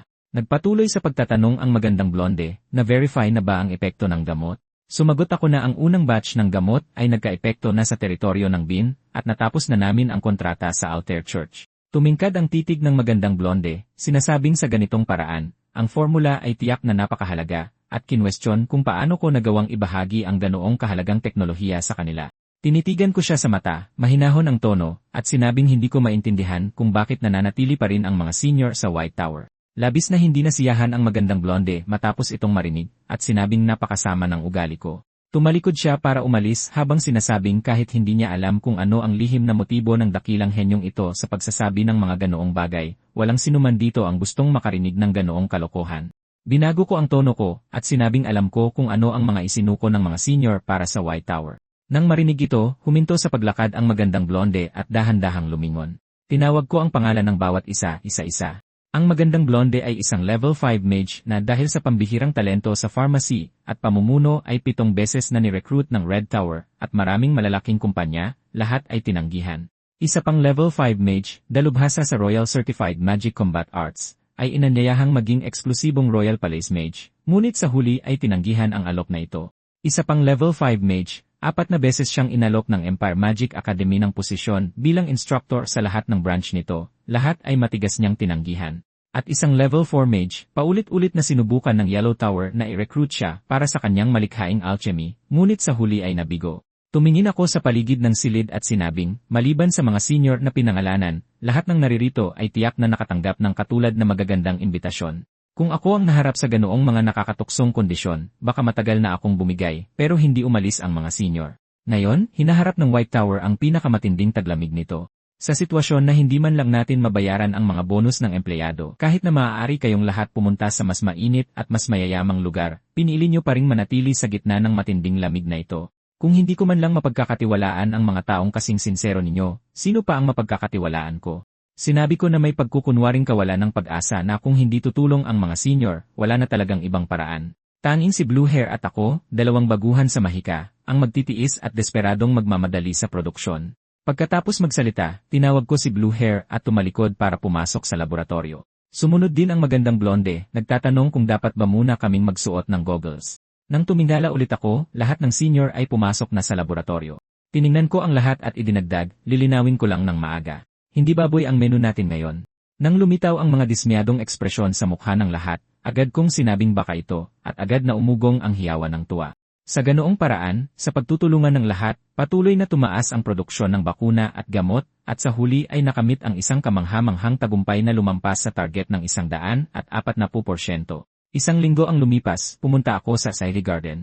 Pagtingin sa mga talulot ng bulaklak na nakaayos sa lupa, siguro'y iniwan ito ni Lolo, ang caretaker. Naisip kong dapat ko siyang batiin ng maayos sa susunod na magkita kami. Pagkatapos ay kinuha ko ang dyaryo sa tabi ko at maingat na binasa. Sabi sa isang balita, ilang sandali matapos ipamahagi ang gamot para sa Cardena flu sa teritoryo ng BIN, opisyal nang idineklara na tapos na ang flu, sinabi rin na nagpaputok na ng senyales ng muling pagbangon ang White Tower. Sabi sa isa pang balita na nominado ako para sa Empire Peace Prize ngayong taon at ang Arsobispo. Tumaas daw ng husto ang kanyang approval rating sa buong bansa. Ibinaba ko ang dyaryo at naisip na lahat ay umaayon sa plano. Sakto nun, dumating si Blue Hair na nagmamadali at sinabing dagsaan ang mga order para sa bakuna. Ang mga rehiyon at maging ang pamilya ng hari ay nagpadala ng mga reservation request. Sa pagtupad lang sa mga order na ito, madali tayong kikita ng 10-10 milyong i. Kalmadong sinuri ni Blue Hair na ang kasikatang ito ay mabilis na mawawala. Tumango ako at sinabing, kahit paano, uunahin nating solusyonan ang mga agarang problema ng White Tower. Habang inaasar siya na mas matalino siya kaysa sa itsura niya. Pagkatapos ay numiti ako ng misteryoso, at sinabing huwag mag-alala dahil matagal ko nang inihanda ang mga recovery potion na laging hinahanap. Nanlaki ang mga mata ni Blue Hair, pinuri ang aking masusing pag-isip, at nagtanong kung ito ba ang maalamat na potion, ang Star Steer, ang pinakasikat sa mga recovery potion ng White Tower, isang milagrosong potion na kayang bumuhay ng patay. Kapag nailabas sa merkado, tiyak na magdudulot ito ng matinding kompetisyon mula sa lahat ng paksyon. Kahit na magawa natin ito ngayon, ang paraan ng paggawa ay agawin ng mga paksyon na parang mga hyena. Sa pagkakataong ito, ligtas lang tayo dahil ang arsobispo ang nagsilbing kalasag natin. Kailangan muna nating palakasin ang sariling kapangyarihan ng White Tower bago isaalang-alang ang paglabas ng mas mataas na antas ng mga potion. Sinasamantala ang pagkakataon, inutusan ko si Blue na bumili ng isang batch ng mga materyales, ngunit nagreklamo si Blue Hair na mahirap hanapin ang mga herb sa listahan. Nagulat ako dahil lahat ng ito ay karaniwang mga espesyalidad, ngunit walang magawang sinabi ni Blue Hair na ang mga katumbas na taniman ng herb ay matagal ng ganap na inabandona dahil sa kakulangan ng pangangalaga. Agad kong isinama si Blue Hair sa isang karwahe patungo sa kabubatan sa labas ng bayan. Pagdating sa destinasyon, nagreklamo si Blue Hair kung may sakit ba ako, pinipilit na umakyat sa isang lugar na hindi man lang mapasok ng karwahe. Pinunasan ko ang pawis sa aking noo at sinabi sa kanya na magtiis pa ng kaunti, sinabing kung maglalakad pa tayo ng 10 milya, dapat ay marating na natin ang lumang taniman ng herb. Nagtatakang tumingin si Blue Hair at nagtanong kung bakit ako gumagamit ng mga unit na inalis na 18 taon na ang nakalipas. Tiningnan niya ako mula ulo hanggang paa, at sinabing kakaiba ang kilos ko kanina pa. Pagkatapos ng giyera, matagal nang pinag-isa ng imperyo ang paggamit ng metro. Kahit ang unit ng timbang na pounds ay pinalitan na ng gramo. Sa tingin ko ay nasobrahan ako sa pagbabasa ng mga sinaunang teksto habang binubuo muli ang mga formula at napaghalo ko ang mga unit. Sakto nun, nakarating kami sa isang kubong gawa sa kahoy. Magalang na kumatok si Blue Hair sa pinto. Isang matandang puti ang buhok ang nagbukas ng pinto at pabalik-balik ang tingin sa amin. Isang bigla ang ugong ng makina ang narinig. Ilang maliliit na sasakyan ang umakyat sa baku-bakong daan sa bundok. Pagkahinto ng sasakyan, dumungaw ang nangungunang negosyante, at malakas na tinanong ang matanda kung balak niyang ibenta ang lupa ngayon. Nagdilim ang mukha ng matanda habang lumabas siya ng pinto, mariing sinabi na hinding-hindi niya ito ibebenta. Nanlibak ang negosyante, sinabihan ang matanda na itigil na ang katigasan ng ulo. Ang alok niyang kabayaran ay 10 beses na mas mataas kaysa sa ibang mga lot. Sumabat din ang kanyang tauhan, sinabing dapat alam ng matanda kung kailan titigil sa pagpapakipot dahil makakainis siya ng mga tao. Galit na tinitigan sila ng matanda, sinabing kalokohan. Hanggat humihina pa siya, hinding-hindi niya papayagang magtayo ng pabrika dito. Walang pakialam ang negosyante, sinabing kung mamamatay ang matanda balang araw, wala pa ring mangangalaga sa lupa, kaya pinayuhan siyang ibenta na lang ito at magpakasaya sa pera sa kanyang katandaan. Kapag napalibutan na ng mga pabrika ang lugar, babagsak ang halaga ng lupa. Matigas na sumagot ang matanda na kahit wala na siya, kalimutan na ng negosyante ang pagbili sa lupang ito. Pumangit ang ekspresyon ng negosyante matapos itong marinig. Malamig siyang suminghal at inutusan ang kanyang mga tauhan na umalis na. Bago umalis, tila may biglang naalala ang negosyante, at sinabing, ay, nga pala. Papunta rito, parang marami-rami kaming naapakang mga halamang gamot. Dumukot siya ng isang bungkos ng pera mula sa kanyang dibdib, at basta na lang inihagis sa lupa. Sinabi ng negosyante na kabayaran daw iyon para sa mga halaman, saka sumakay sa kotse at umalis. Sa loob ng sasakyan, nagtatakang nag-isip ang negosyante kung bakit may isang salamangkero mula sa White Tower na napadpad dito. Mabilis na inabutan siya ng isang tauhan ng dyaryo, hinuhulaan na para sa mga halaman sila na parito. Binanggit din na kumita ng malaki ang White Tower sa bakuna sa pagkakataong ito. Pagkakita ng negosyante sa nilalaman, bigla siyang nagalit, minumura ang kanyang tauhan na gago, at tinanong kung bakit ngayon lang niya ito sinabi. Nangamba siyang baka gawing sandalan ng matanda ang White Tower. Sa ganoong paraan, makakatanggi pa siya sa pagbebenta ng ilang taon pa, at siya naman ay hindi na makakabayad sa utang sa bangko. Isang masamang kislap ang dumaan sa mga mata ng negosyante, sinabing nakipag-ugnayan na siya sa isang grupo ng mersenaryo para kumilos ngayong gabi. Nag-aalangang ipinaalala ng tauhan na ang matanda ay sakop ng proteksyon ng Estado bilang cultural heritage. Pero pinutol siya ng negosyante, sinabing may mga koneksyon siya. Patayin ang matanda at palabasing nawawala, pagkatapos ay murang makukuha ang lupang walang may-ari. Nag-aalala pa rin ang tauhan. Paano kung patuloy na bantayan ng salamangkero ng White Tower ang taniman ng halaman? Ang 4 na pangunahing tor ay magiging mahirap kalabanin. Pero mapanghamak ng umisi ang negosyante, sinabing patayin ang sinumang hahadlang, sabay panunuyan na matagal nang tapos ang White Tower. Nang gabing iyon, nakahiga kami ni Blue Hair sa damuhan habang pinapanood ang mga bituin. Sinabi ni Blue Hair na napakabuting tao talaga ng matandang nangunguha ng halaman. Tumango ako bilang pagsang-ayon habang bumabalik sa isip ko ang usapan namin kaninang umaga. Sinabi ng matanda na gabi na at masyadong delikado ang pagbaba sa bundok, kaya kusa siyang nag-alok sa amin ng matutuluyan. Sinabi rin niya sa amin na desperadong binibili ng negosyante ang mga lupa sa lugar na ito. Ngayon, maliban sa kanyang maliit na lote, lahat ng paligid ay nasakop na. Maraming mga nangunguha ng halaman ang napilitang umalis o misteryosong nawala. Hindi ko mapigilang itanong kung paano siya nakatagal hanggang ngayon. Ipinaliwanag ng matanda na isa siyang tagapag-alaga ng halamang gamot na isang cultural heritage, at nasa ilalim siya ng espesyal na proteksyon mula sa pamilya ng imperyo, kaya't nagawa niyang makatagal hanggang ngayon. Nagpatuloy ako sa pagtatanong. Ang pagbebenta ng lupa ay malinaw na magdadala ng malaking yaman, kaya bakit niya ipinagpipilitan na manatili rito ng buong katigasan?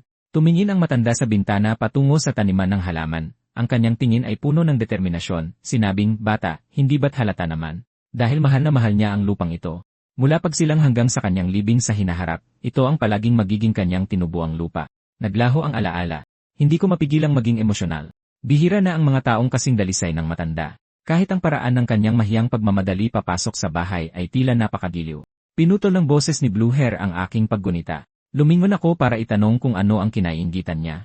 Sinabi ni Blue Hair na gusto niya lang malaman kung ano ang pakiramdam na mamuhay na nagniningning tulad ng mga bituin, habang nagbibiro na ang isang henyong tulad ko ay tiyak na hindi maintindihan ang mga hinahangad ng ordinaryong tao. Tinitigan ko siya ng seryoso at sinabing magaling din naman talaga siya. Napatigil si Blue Hair at mumiti, sinabing kahit pabalat bunga lang, pinahahalagahan niya ito. Umiling ako at sinabing hindi iyon pabalat bunga. Tutal, hindi naman ako magaling sa pagsasabi ng mga ganitong bagay. Habang nakatingin sa mabituing kalangitan, mahina kong sinabi na noon, kahit sa sentro ng lungsod ay makikita ang mga bituin na ganito kaliwanag. Nagreklamo si Blue Hair tungkol sa akin, sinasabing gaano na ba katagal ang nakaraan na sinasabi ko. Ipinaalala niya sa akin na mas bata pa ako sa kanya. Bahagya akong umiti, hindi na sumagot pa. Bigla, may naramdaman akong kakaiba. Nagulat si Blue Hair sa aking tensyonadong ekspresyon at nagtanong kung nakakita ba ako ng multo.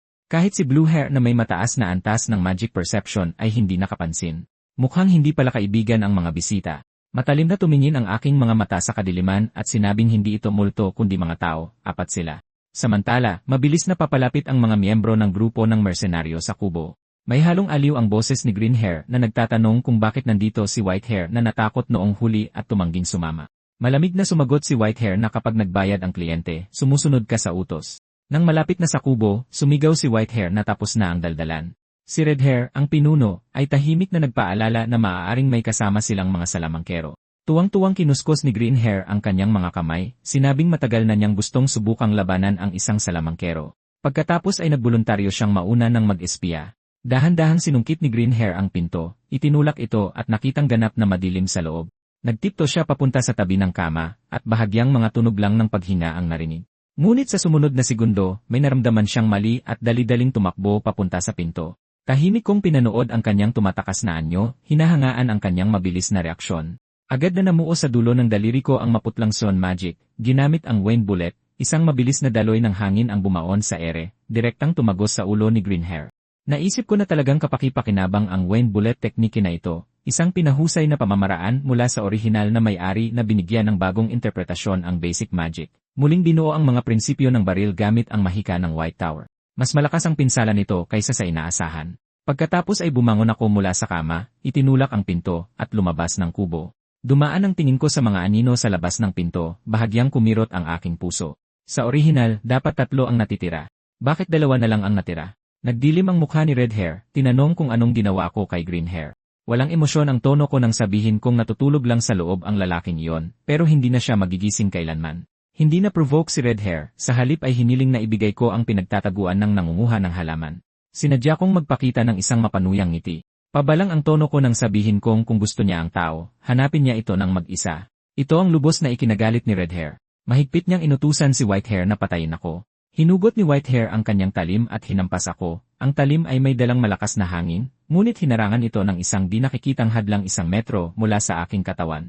Kahit gaano pa siya magsikap, hindi niya ito mahati kahit kaunti. Tumalon ako mula sa lupa, ang aking anyo ay lumabas mula sa harang na parang isang palaso para lumipat ng pwesto. Isang kislap ng pagkagulat ang dumaan sa mga mata ni White Hair, halatang hindi inaasahan na ganito ako kabilis. Agad niyang binaliktad ang hawakan ng kanyang talim, hawak ang kanyang kakaibang hugis na sandata, inatake ang lahat ng mahahalaga kong bahagi, sinasabing ito na ang aking katapusan.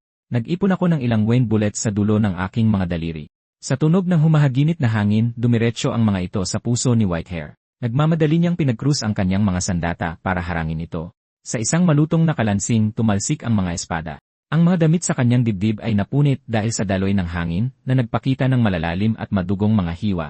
Noong magrereklamo na sana ako, mas nakakainip pala ang lakas niya kaysa sa inaasahan ko. Bigla, isang nakamamatay na pakiramdam ng panganib ang sumalakay.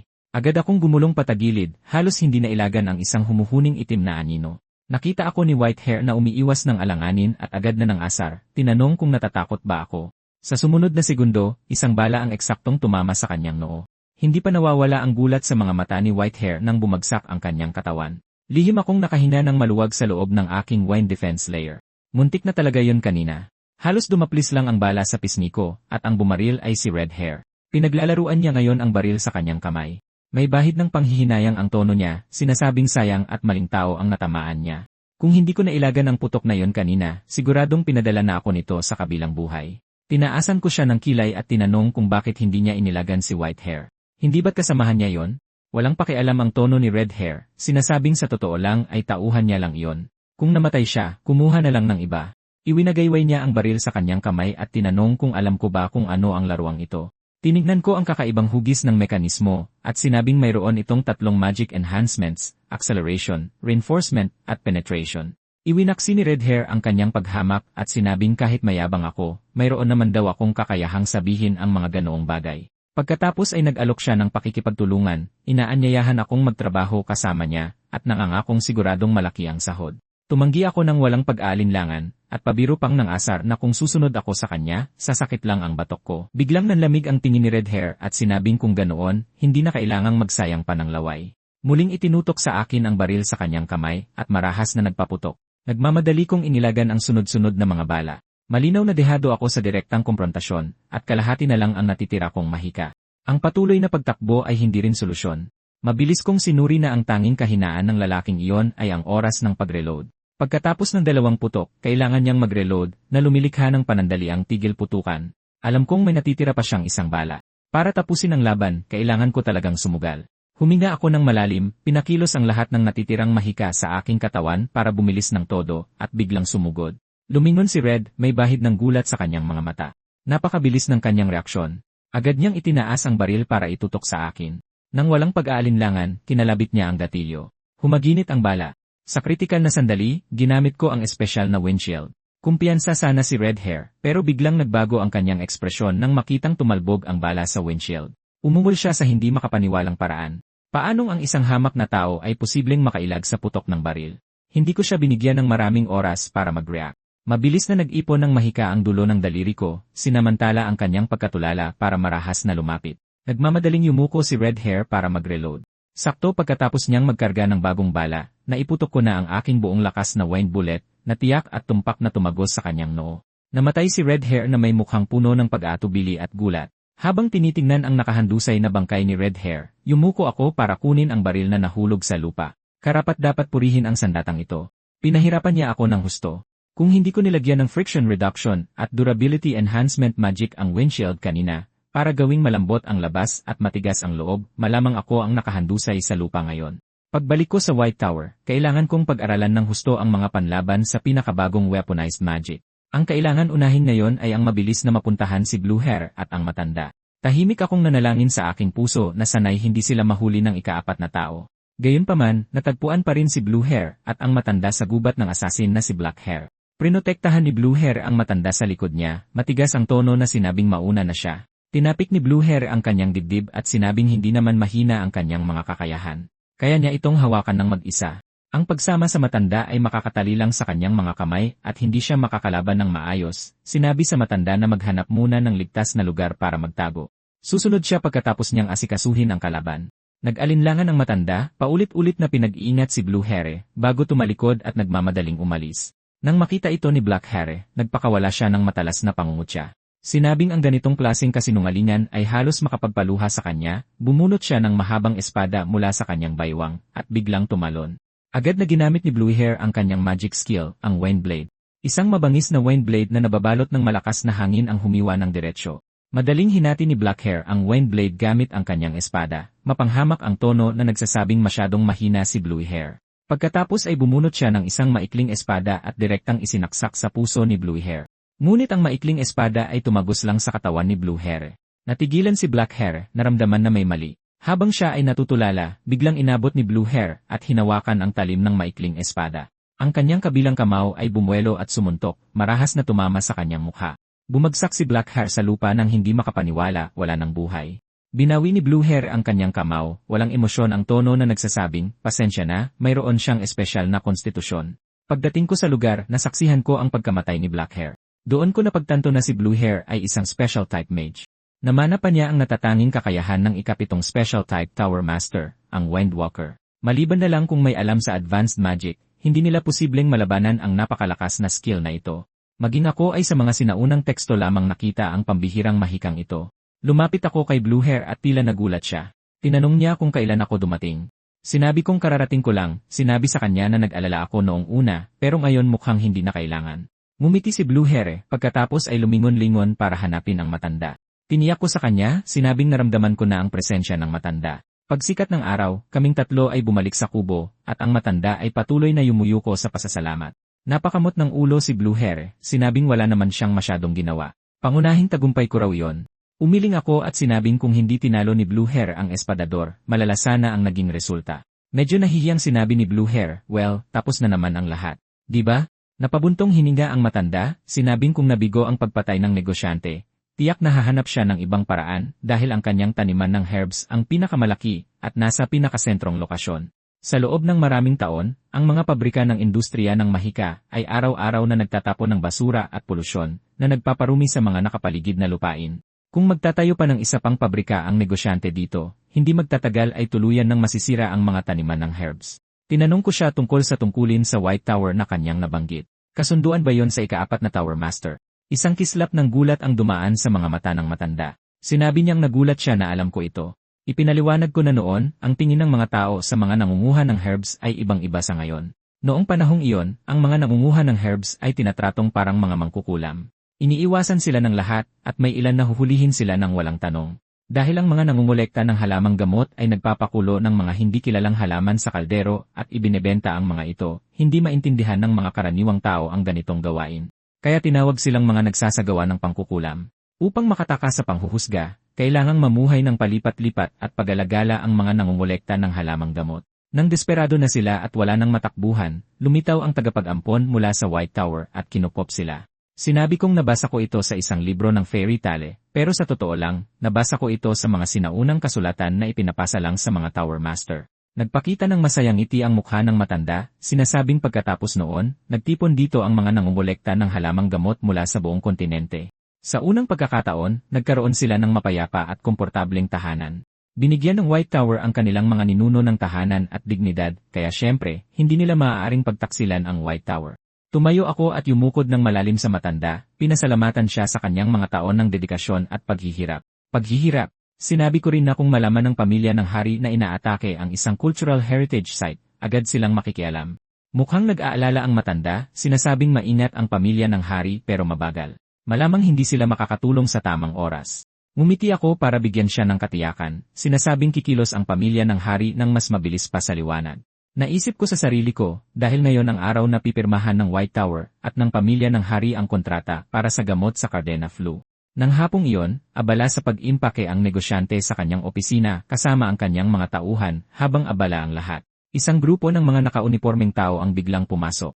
Ipinakita ng pinuno ang kanyang badge, ipinakilala ang sarili bilang Chief Inspector ng Internal Affairs Security Bureau ng Imperyo. Pagkatapos ay ipinakita niya ang isang arrest warrant.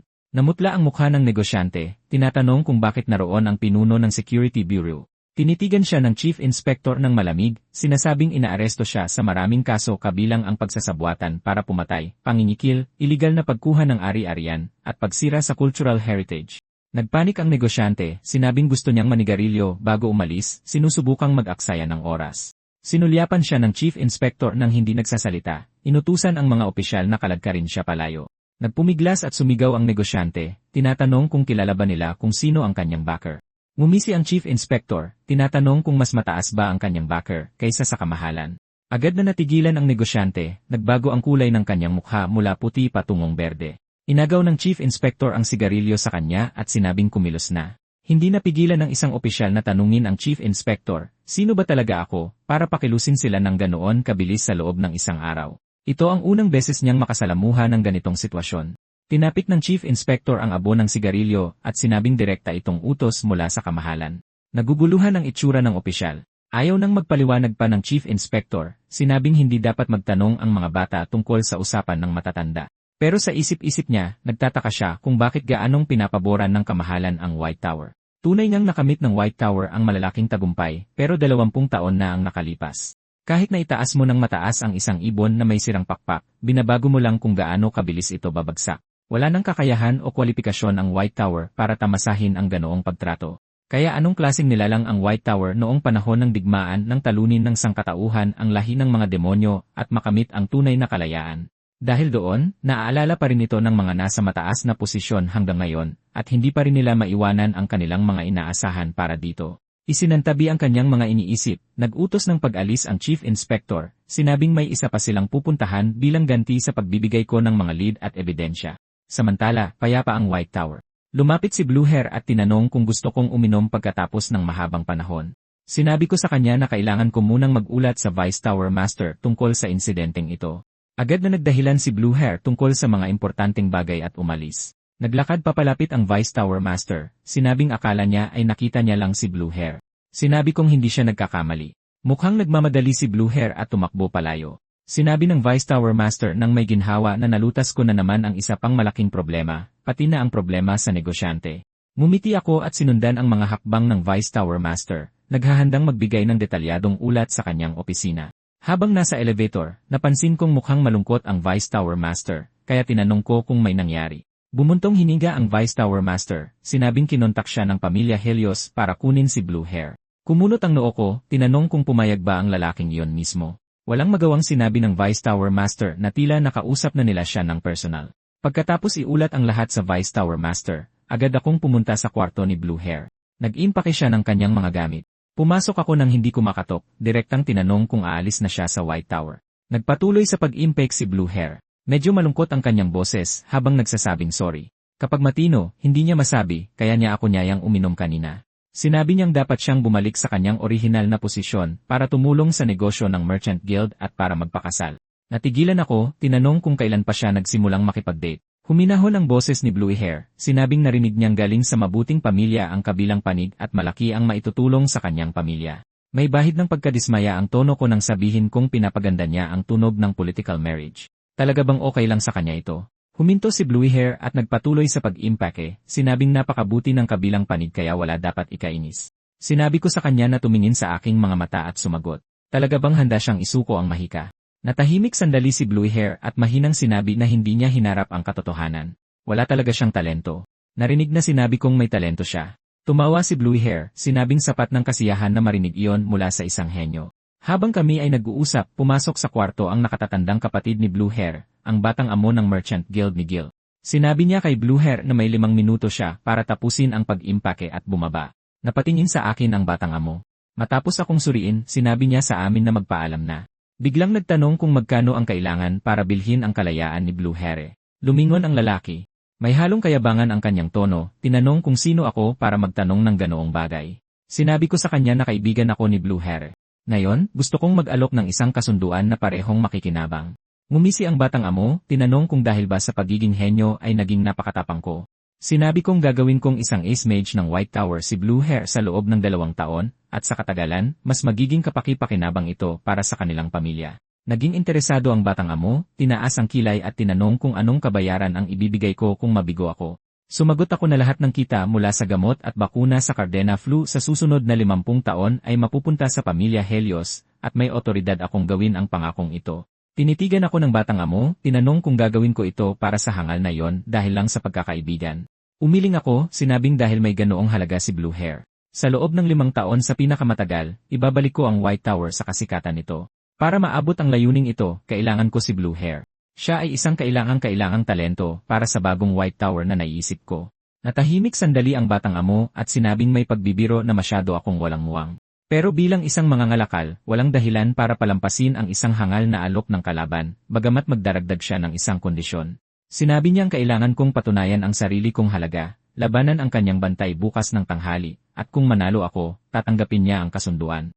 Naisip ko sa sarili ko, alam na alam niyang level 2 mage lang ako. Malinaw na wala siyang intensyong pakawalan si Blue Hair. Pagkatapos magsalita, tumalikod siya para umalis, nagbabala na kung hindi ako magpapakita bukas ng tanghali, ituturing itong pagsuko sa kasunduan. Pagkaalis ng batang amo, agad akong hinawakan ni Blue Hair, tinatanong kung bakit ako pumayag na labanan ang isang level 5 na knight. Sinabi niyang masyado lang daw akong mayabang sa tingin ng kapatid niya at gusto lang ng dahilan para bugbugin ako. Lalo siyang nabalisa at sinubukan pa akong kalagkarin para humingi ng tawad.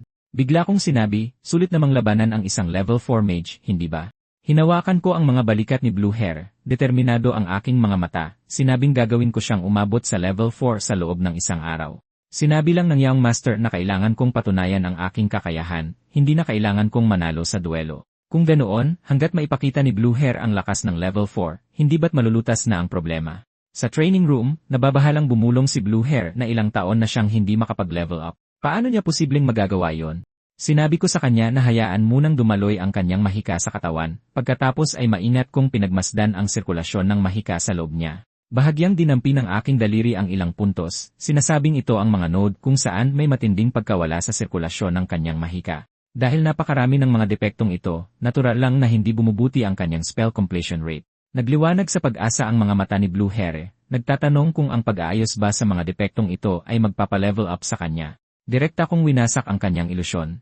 79.7% ng mga salamangkero ay walang pakialam sa ganitong uri ng pagkawala ng mahika. Ngunit ang 0.01% na tinatawag na mga dakilang salamangkero, walang eksepsyon, lahat ay binibigyang pansin ang mga detalyeng ito. Mula ngayon, isasagawa niya ang paraan ng sirkulasyon ng mahika na itinuro ko sa kanya tuwing umaga. Kapag nasanay na siya, magiging kasing natural na ito ng paghinga. Sinabi ko sa kanya na ipakita ang mahikang ginamit niya sa labanan sa bukid ng mga halamang gamot, pero sinabi ni Blue Hair na hindi niya kaya. Natatakot siyang gamitin ang mahikang iyon. Dahan-dahan niyang isinalaysay ang nakaraan. Habang papalapit siya sa hustong gulang, lalo siyang nababalisa. Bilang isang salamangkero, wala man lang siyang matinong nakamit. Matapang niyang inisip na kung ang buo niyang katawan ay magiging hangin, mas lalakas siya. Sa una, akala niya nagtagumpay siya, pero kalaunan ay napagtanto niyang bigo siya ng tuluyan. Matapos maging hangin ang ibabang bahagi ng kanyang katawan, naging hindi na kontrolado ang kanyang mahika. Pakiramdam niya ay nadudurog ang kanyang kaluluwa sa 10,000 piraso. Kung hindi nagkataong dumaan ang Tower Master noon, namatay na sana siya sa araw na iyon. Ayaw na niyang maranasan muli ang pakiramdam na iyon ng pagkalipol. Kinuwestiyon ko na sa gitna ng laban, tila magaling naman siyang gamitin ito. Ipinaliwanag ni Blue Hair na sa mga kritikal na sitwasyon, ito ay isang likas na reaksyon na hindi niya namamalayan. Sa katunayan, maraming salamangkero ang nakaranas ng problemang ito ng pagkawala ng kontrol sa mahika, at ang solusyon ay napakasimple lang. Ang problema niya ay kakulangan sa kakayahang kontrolin ng wasto ang kapangyarihan ng mahika. Kailangan niya lang punan ang bahaging iyon. Misteryoso akong ngumiti at sinabing mayroon akong paraan para pilit na mapahusay ang pagkontrol. Pinanood ako ni Blue Hair habang gumuguhit ako ng komplikadong mga pattern sa lupa at nagtanong kung gumagawa ako ng kontrata sa isang demonyo. Sumagot ako na nagpapatawag ako ng isang espiritu at maglalagay ako ng isang wind spirit sa kanyang katawan upang patatagin ang kanyang mahika. Nag-aalangang sinunod ni Blue Hair ang aking mga tagubilin, nag-concentrate para subukang magpatawag, ngunit walang nangyari. Umiling ako at napabuntong hininga. Mukhang wala siyang kahit anong koneksyon sa mga espiritu. Agad na nag-alala si Blue Hair kung ano ang gagawin kung hindi siya makapagpatawag ng espiritu. Siniguro ko sa kanya na huwag magpanik. Sa dati kong buhay, noong naglakbay ako sa Spirit Kingdom, natutunan ko ang tamang ritual sa pagpapatawag ng espiritu at matagumpay na nakapagpatawag. Dahil nagtagumpay ako minsan, tiyak na magagawa ko itong muli. Tutal, ako lang ang tanging tao sa loob ng 120 taon na matagumpay na nakapagpatawag ng espiritu. Dapat ay naaalala pa ako ng Spirit King. Ipinikit ko ang aking mga mata, inaalala ang eksenang iyon mula sa mga nakaraang taon. Noon, hindi ito sa walang buhay na training room na ito, kundi sa harap ng napakalaking world tree na napapalibutan ng hindi mabilang na mga espiritu. Kahit nagbago ng lokasyon, dapat ay gumana pa rin ito. Sa sandaling sinimulan ko ang summoning incantation, isang wind spirit ang lumitaw sa harap ko. Ang kanyang boses ay malinaw na parang wind chimes, nagsasabing sa wakas ay may nagpatawag muli sa kanya. Naisip ko, hindi ako nakilala ng isang to. Ako rin ang nagpatawag sa kanya dati. Tinanong ko kung ano ang kailangan para makabuo ng kontrata. Sinabi ng wind spirit na hindi niya kailangan ng mga ganoong formalidad. Ang mahalaga ay ang koneksyon ng puso sa puso. Nagtanong siya, tao, nais mo bang makipag-alyansa sa akin, ang pinakamataas na uri ng wind spirit? Umiling ako at itinuro ang tulalang si Blue Hair sa tabi ko. Siya ang nangangailangan nito. Kinabukasan ng tanghali, sa arena, pagkatapos magbatyan ng lahat, ipinakilala ng Young Master ang kabalyerong lalaban ngayon. At ang simpleng mga patakaran sa duelo, agawin ang kwintas. Tinignan ng Young Master ang aking kasuotan, sinasabing hindi mukhang angkop sa labanan ang damit ko. Sinabi kong ayos lang dahil hindi naman ako ang lalaban. Lumabas si Blue Hair mula sa likuran ko. Dumilim ang mukha ng Young Master. Kalmado kong sinabi na kailangan ko lang patunayan ang aking kakayahan. Hindi mo sinabi na kailangan kong personal na makipagduelo. At kahapon, tinuruan ko si Blue Hair ng ilang mga kapaki-pakinabang na bagay. Nasa level 4 na siya.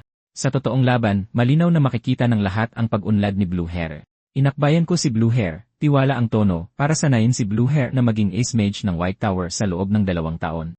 Kailangan kong maipakita man lang ang ganitong antas ng kakayahan. Tama, malamig na inutusan ng Young Master ang kabalyero na kahit kaharap ang Young Master, hindi siya dapat magpigil. Tinapik ko ang likod ni Blue Hair at sinabing huwag matakot, siguradong mananalo siya. Huminga ng malalim si Blue Hair at tumango, pagkatapos ay naglakad papunta sa gitna ng arena. Pagkatapos magbigay galang ng kabalyero kay Blue Hair, opisyal na nagsimula ang laban. Sa simula pa lang, mabilis na umatras si Blue Hair, lumikha ng halos 20 metrong ligtas na distansya. Ngunit sa sumunod na segundo, sumugod sa kanya ang matinding aura na nagmumula sa kabalyero.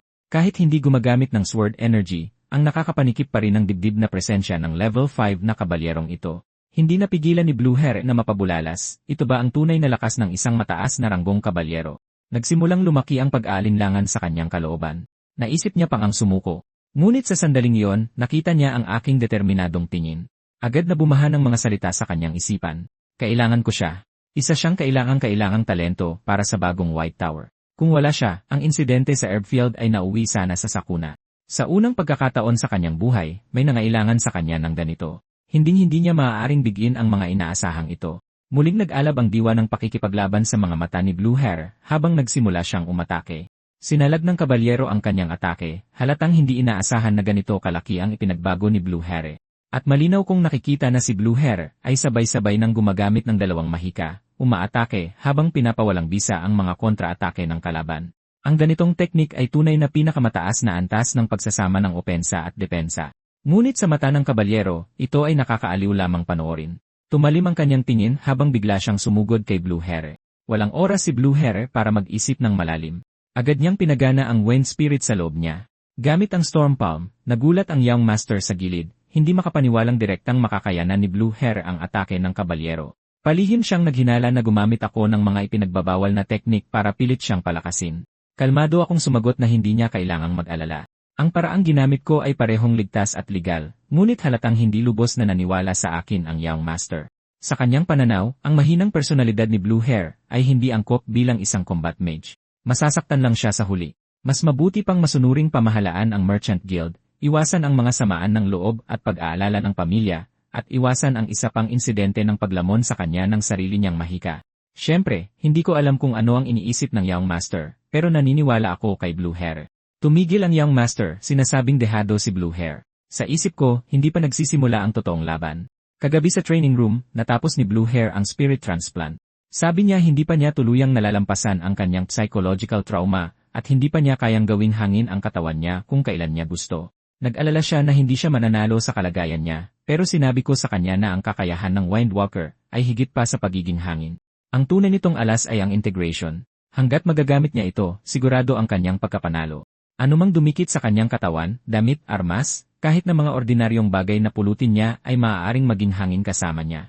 Sa mga duelo, kailangan mong itago ang iyong alas hanggang sa huli. Mas masaya namang manalo gamit ang taktika. Pabalik sa arena, si Blue Hair na dehado ay handa na ngayon. Sa sumunod na segundo, ang buo niyang katawan ay agad na naging hindi mabilang na daloy ng hangin. Ang kanyang anyo ay dumaan sa katawan ng Knight na parang hangin. Sa sandaling dumaan siya sa braso ng Knight, eksaktong nasungkit ng kanyang daliri ang kwintas. Nang lumapag siya, agad na nawala ang daloy ng hangin at bumalik si Blue Hair sa anyong tao. Tinitingnan ang kwintas sa kanyang kamay, tuwang-tuwang tumawa at nagdiwang si Blue Hair. Napatayo ang Young Master, bumuhos ang pagkagulat sa kanyang puso. Paano nagawa ni Blue Hair na gamitin ang Windwalker? Malinaw na sinabi ng Healing Mage na hindi na muling magagamit ni Blue Hair ang high-level magic na ito. Binigyan ko si Blue Hair ng isang tango ng pagsang-ayon. Tumingin ang Young Master sa kanyang kapatid sa arena, puno ng komplikasyon ang kanyang mga mata. Ang nakababatang kapatid na ito na laging tinitingnan bilang walang kakayahan ay nagkaroon ng napakalaking pagbabago sa loob lamang ng isang araw. Natahimik siya sandali at dahan-dahang sinabi ang mga salitang, "Sumusuko na ako." Pagkatapos ay nagpaalam siya kasama ang kanyang Knight, pambihira ang lambot ng kanyang boses, na hinihiling sa akin na alagaan ang kanyang kapatid mula ngayon. Nahihiya siyang pumuri. Si Blue Hair na may kahanga-hangang pag-unlad. Nang makita si Blue Hair na nakatayo lang at hindi sumasagot, kumaway siya at umalis na nagsasabing, hayaan mo na kung hindi mo narinig, saka tumalikod para umalis. Tumingin ako kay Blue Hair. Malinaw na sinadya niyang magkunwaring hindi narinig. Ito ang klase ng awkward na pagmamahalan na sa kanila lang bilang magkapatid. Nang gabing iyon, dinala ko si Blue Hair sa kalaliman ng White Tower. Tinignan niya ang nakakatakot na pinto na bato sa kanyang harapan. Puno ng pagtutol ang kanyang mukha. Sinasabing hindi ito mukhang training room. Sinuman ay isiping isa itong piitan. Prangka kong inamin na daan-daang taon na ang nakalilipas, isa nga itong piitan. Umiyak si Blue Hair sinasabing wala naman siyang ginawang masama, kaya bakit kailangan siyang ikulong para mag-training. Sinabi ko sa kanya na utos ito ng Vice Tower Master, at pagkatapos umangat sa level 4, kailangan ng panahon para ayusin at i-adapt ang mga pagbabago sa kanyang mahika at mga bagong natutunang teknike, at maaari rin niyang gamitin ang pagkakataong ito para maging mas malapit sa spirit. Napayo ko si Blue Hair na malungkot, sinasabing may punto naman pero mukhang ayaw pa rin. Sa totoo lang, ako ang humiling ng confinement training. Hindi ito personal na inutos ng Vice Master, pero kailangan ito para kay Blue Hair. Sa isang saradong lugar lang niya tuluyang malalampasan ang kanyang psychological trauma at ganap na mamaster ang Windwalker at ang kapangyarihan ng spirit. Pagkatapos aprubahan ang hiling ko, sinabi ng Vice Tower Master na ipinapagamit ng Young Master ng libre sa White Tower ang logistics network ng Helios Merchant Guild. Kapag muling nabuhay ang White Tower, ang mga benepisyong makukuha ng pamilyang Helios kasama si Ace Mage Blue Hair ay hindi sukat akalain. Kahit na halata ang intensyon ng kapatid, nakakatuwa ang kanyang diskarte. Pagkatapos ay naging seryoso ang ekspresyon ng Vice Tower Master, sinabing gusto niyang magturo ako ng klase. Karaniwan, sa panahong ito, gugustuhin nilang mag-focus ako sa potion department para kumita ng pera. Sa pagkakataong ito, ang ipahawak sa akin ang edukasyon, maliban na lang kung may dahilan ang mga mage ng White Tower na lumakas agad. Pinuri ng Vice Tower Master ang aking pananaw at binanggit ang Mage Knight. Dati, ito ay isang araw kung saan nagtitipon ang mga mage mula sa lahat ng tower, para daw sa pagkakaisa, na itinatag ng emperador para palakasin ang ugnayan ng mga tower. Pero nag-aaway lang ang mga Tower Master sa tuwing magkikita sila, kaya inalis ito pagkatapos ng ilang taon. Nang banggitin ito ulit sa panahong ito, agad akong nakasiguro na gustong ibalik ng kamahalan ang event na ito. Tumango ang Vice Tower Master bilang kumpirmasyon, sinasabing kahit hindi pa pampublikong inaanunsyo ang PETSA, maglalabas ng detalye ang Royal Family pagkatapos ng bagong taon. Binanggit din niya ng may pag-aalala na naging maingat daw ang Red Tower kamakailan. Napangisi ako sa loob-loob ko. Hanggat inaasam ng Red Tower ang pamumuno sa apat na pangunahing tower, maraming haharaping hadlang ang muling bumabangon na White Tower. Agad akong pumayag na magturo ng klase. Pag-alis sa opisina, isang malamig na kislap ang dumaan sa aking mga mata. Hinding-hindi ko hahayaang mapigilan ang White Tower kahit sa kamatayan. Buti na lang, napa-level 4 ko si Blue Hair ng maaga. Tahimik akong nagpasalamat sa Spirit King sa aking puso. Bumalik ang isip ko noong ipinatawag ko ang Spirit. Galit na galit ang Wind Spirit, sinasabing wala pang nangyaring third-party contract formation dati. Pinakiusapan ko siyang maghatid ng mensahe sa Spirit King ngayon. Sabihin mo sa kanya na bumalik na ang White Mage, at pakitupad ang maliit na hiling kong ito. Nang marinig ito, agad na kumunot ang noo ng Wind Spirit at pinagalitan ako. Paano naglakas loob ang isang hamak na tao na direktang tawagin sa pangalan ang Spirit King? Hinding-hindi niya raw ipaparating ang mensahe para sa akin. Pero sa sumunod na segundo, nakatanggap siya ng utos mula sa Spirit King. Komplikado ang kanyang ekspresyon nang sabihin niyang, nagawa mo palang abalahin ang Spirit King para personal siyang mag-utos. Sinabi rin niya na pinayagan ng Spirit King ang pagtransplant ng isang mas mababang uri ng spirit. Hindi na ako nagpaliwanag, umiti lang ako at nagpasalamat sa kanya. Ilang araw ang lumipas, hawak ang abiso sa pagbubukas ng special lecture. Dumating ako sa silid-aralan sa pangunahing gusali ng White Tower. Pagpasok ko, tiningnan ko ang mga estudyanteng naroroon. Isang estudyante ang nagtanong ng may pagkalito kung para lang ba sa mga below level 3 ang klase. Paliwanag ng katabing estudyante, basic magic class ito, at medyo abala ang mga mid-level mage na senior. May nagsabi naman na gumaganda na talaga ang White Tower. Narinig daw na personal na inimbitahan ng Vice Tower Master ang instructor, at sa main building pa ang klase. Dati, dito ginaganap ang mga Royal Observation Seminar. May sumabat, puno ng pananabik kung gaano kagaling ang magiging instructor. Sakto, may isang mayabang na boses na umalingaw-ngaw. Sinabi ng anak ng Earl na isa lang itong hindi ginagamit na silid-aralan na ipinahiram. Hindi na kailangang palakihin. Pinakiusapan siya ng katabing estudyante na huwag maging negatibo dahil bihira lang daw mag-invest sa kanila ang White Tower. Pero umisi lang ang anak ng Earl, sinasabing kung talagang nag-invest sila, maghahanda sila ng mga high-level application lecture tulad ng ibang tower, hindi lang isang reinterpretation ng basic magic. Sinabi rin niya na kung talagang maganda ang lecture na ito, dapat daw ay magpakita ang mayabang na level 2 genius na yon. Itinaas ko ang aking kamay at gumamit ng silencing spell, pinutol ang kanilang daldalan, saka naglakad sa gitna ng entablado, ipinakilala ang sarili bilang instructor na magtuturo ng reinterpreted basic magic lecture simula ngayon. Alam kong ang malaman na ako ang instructor ay maaaring makabigo sa ilan. Maaari rin nilang isipin na gumamit ako ng silencing magic dahil takot ako sa kanilang chismis, pero wala akong pakialam. Sinabi ko na kung mapapatunayan nilang hindi na kailangan ng dagdag na pagpapahusay ang kanilang mga kakayahan, maaari na silang umalis. Pero sa loob ng 10 minuto, kailangan nilang makapagsabi ng isang pangungusap sa akin. Tingnan natin kung ano ang kakayahan ng klaseng ito. Ilang estudyante ang malalim na nag-isip. May mga mukhang dismayado, pero ang anak ng Earl ay mukhang kalmado. Mabilis na lumipas ang 10 minuto. Tinanong ko kung walang nagtagumpay. Tumayo ang anak ng Earl, may ngiti ng tagumpay sa kanyang mukha, sinasabing nalutas na niya ito. Tinaasan ko siya ng kilay, nakilala kong ito ang anak ng Earl, tapos pinatunog ko ang aking mga daliri, kinansela ang spell, at inanusyo na tanging ang anak ng Earl ang nakapasa sa pagsubok. Tumayo ng tuwid ang anak ng Earl, mayabang ang tono ng magtanong kung pwede na siyang hindi pumasok sa klase. Agad akong pumayag at natigilan siya, tila naiinis. Nabasa ko ang kanyang iniisip. Malinaw na interesado ang batang ito sa nilalaman ng kurso, pero masyadong matigas ang ulo para umatras. Dahil siya lang ang nakapasa sa pagsubok, sinabi kong bibigyan ko siya ng pabuya, at pinapunta ko siya sa entablado. Tinanong kung ano ang paborito niyang basic magic. Sinabi niya wind blade. Sinabi ko sa kanya na i-cast na niya. Umiikot sa paligid niya ang ilang syan na wind blades, habang tinatanong niya kung sapat na ba ito. Tumango ako, sinasabi sa kanya na ang aralin na yon ay tungkol sa wind blade. Natigilan siya at nagpakita ng hindi pagkasya, tinatanong kung hindi ko ba nakikita ang magic power na lumulutang sa paligid niya. Inabot ko at dinurog ang kanyang mga wind blade, sinasabing pinakamataas ay mga kalahating tapos na produkto lang ang mga ito na may dalawang problema. Dahan-dahan akong naglakad-lakad, malinaw na naririnig ng lahat ang aking boses, sinasabing ang tubig ay nananatiling tubig kahit hindi gumagalaw, ang apoy ay nananatiling apoy kahit kumikislap. Ngunit ang hangin ay dapat patuloy na dumaloy para matawag na hangin. Ang nilikha niya ay hindi wind blade. Sa istriktong salita, ito ay air blade, tulad ng hindi gumagalaw na tubig na bumabaho. Ang hindi dumadaloy na wind magic ay madaling bumagsak.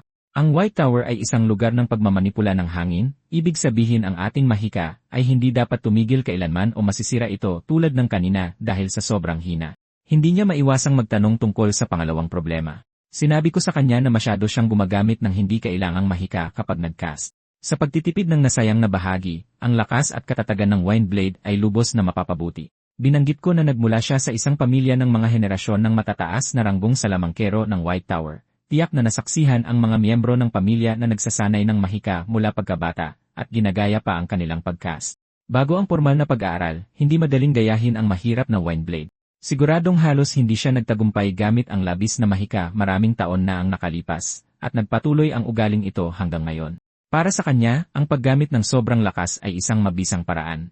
Sa pag-aayos ng mga isyong ito, maaaring maisilang ang perpektong wind blade. Pagkatapos magpaliwanag, umiling ako at sinabing sayang na ang isang mahusay na estudyante ay hindi pumapasok sa klase. Namula ang kanyang mga pisngi habang nahihiyang tumalikod at bumalik sa kanyang upuan. Pinanood ko ang kanyang likod at mahinang natawa.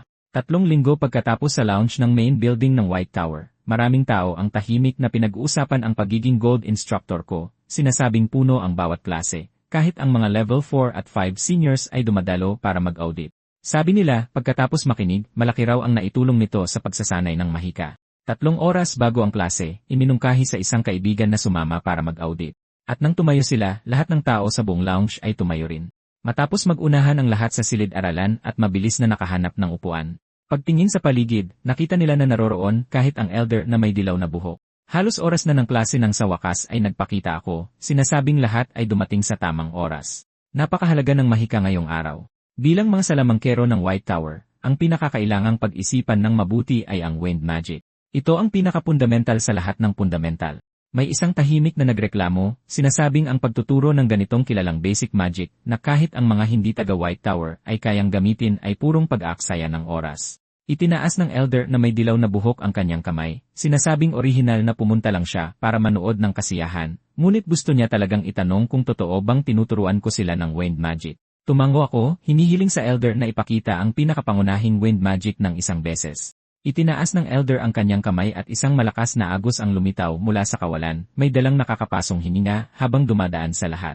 Pagkatapos ay tumingin ako sa mahinang babae sa sulok, hinihiling na i-cast din niya ang pinakapangunahing wind magic. Itinaas niya ang kanyang kamay para i-cast ang wind magic, at isang banayad na agos ang dahan-dahang umangat. Napahanga ang mga estudyante, sinasabing parang simoy ng tagsibol sa kanilang mga mukha. Tinanong ko kung may nakapansin sa pagkakaiba ng kanilang mahika. Sinagot ng lahat ang tanong. Pagkatapos makinig, tumango ako bilang pagsang-ayon at sinabing tama ang sagot ni Ponytail. Ipinagpatuloy ko ang pagpapaliwanag na tulad ng sinabi ni Ponytail, ang komposisyon ng mahika ng bawat isa ay ganap na magkakaiba sa kalikasan. Bagamat magkapareho ang kanilang mga spell formula, istruktura, at proseso ng pagdeploy, ang isa ay kasing init ng disyerto, ang isa naman ay kasing init ng simoy ng tagsibol. Napakalaki ng pagkakaibang ito, mahirap paniwalaan. Pagkatapos ay ipinakilala ko ang 4 na sistema ng mahika para ipaliwanag at tinanong kung sino ang nakakaalam kung bakit ang White Tower at Blue Tower ay inuri bilang harmony systems. May nagsabing dahil sa mga katangian ng attribute. Tumango ako, pagkatapos ay sinabing malakas at mabilis ang Red Tower at Yellow Tower, ngunit hindi maaaring mag-harmonize dahil walang malamig na apoy o kidlat sa mundo. Samantalang ang hangin at tubig ay maaaring lumamig o uminit ng walang hanggan. Ito ang dahilan kung bakit kinakatawan namin ang harmony system. Pagkatapos ay nagbigay ako ng mga halimbawa. Ang kondisyon para pakuluan ang tubig ay simple, 100 degrees Celsius na init lang at kaunting oras. Mas simple pa ang paglikha ng mainit na hangin dahil mas madaling ma-assimilate ng hangin ang nakapaligid na kapaligiran. Itinaas ko ang aking kamay para mag-cast at 2 agos ng hangin ang agad na lumitaw sa tabi ng mga estudyante. Ang isa ay kasing init ng lava, ang isa ay kasing lamig ng yelo. Sinabi ko sa lahat na ang hangin ay mas malaya kaysa sa anumang attribute kayang magkaroon ng malakas na puwersa tulad ng apoy ng Red Tower, bilis tulad ng kidlat ng Yellow Tower, o kalayaan sa anyo tulad ng tubig ng Blue Tower. Ito ang tanging attribute na maaaring maglaman ng libu-libong kalikasan ayon sa imahinasyon ng isang salamangkero na maayos na yumayakap sa lahat ng bagay sa mundo. Sa makatuwid, bilang mga salamangkero ng White Tower, dapat muna nilang kilalanin ang kanilang pag-unawa at pag-intindi sa hangin. Ito ang pinakabuod ng aralin ngayon. Biglang bumulong ang elder na may dilaw na buhok, naging malalim ang kanyang tingin. Agad kong pinigilan ang mga estudyanteng gustong gumising sa kanya, sinasabihan ang lahat na umatras, at huwag na huwag guluhin ang kaliwanagan ng elder. Isang estudyante ang tumingin sa elder na may pag-aalala. Tahimik kong ipinaliwanag na ito ang sandali ng pagkamulat, sininyasan ang lahat na manahimik. Ilang sandali pa, iminulat ng elder na may dilaw na buhok ang kanyang mga mata. Ang magic aura sa paligid niya ay naging masiksik at malalim. Nagpakita ang kanyang mukha ng isang masayang ngiti habang tumayo siya at niyakap ako ng mahigpit, paulit-ulit na nagpapasalamat at tinawag pa akong guro. Tinapik ko ang likod ng elder, iniisip sa sarili ko na, salamat sa kanya, mas magiging maayos ang mga susunod na klase. Pagkatapos ng lahat, hindi na maglalakas loob na gumawa ng gulo ang mga mas mababa ang ranggo sa elder at mas malaking pakinabang si Ponytail. Matagumpay kong nabago ang isa pang problemadong tao na nakatala sa talaarawan ng orihinal na may-ari.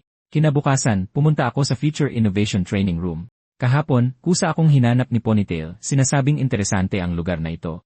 Nang malaman niyang hindi ko pa naririnig ang training room na ito, tiningnan niya ulit ako na parang basura. Kaya nagpa siya akong mag-imbestiga. Itinulak ko ang pinto at pumasok. Isang mekanikal na boses ang agad na tumunog, ipinakikilala na ang training room na ito ay ginawa gamit ang teknolohiya ng magic engineering at pagkatapos magrehistro ng impormasyon ng gumagamit ay magbibigay ng mga customized na kurso sa pagsasanay. Tinatanong kung gusto kong magrehistro ngayon.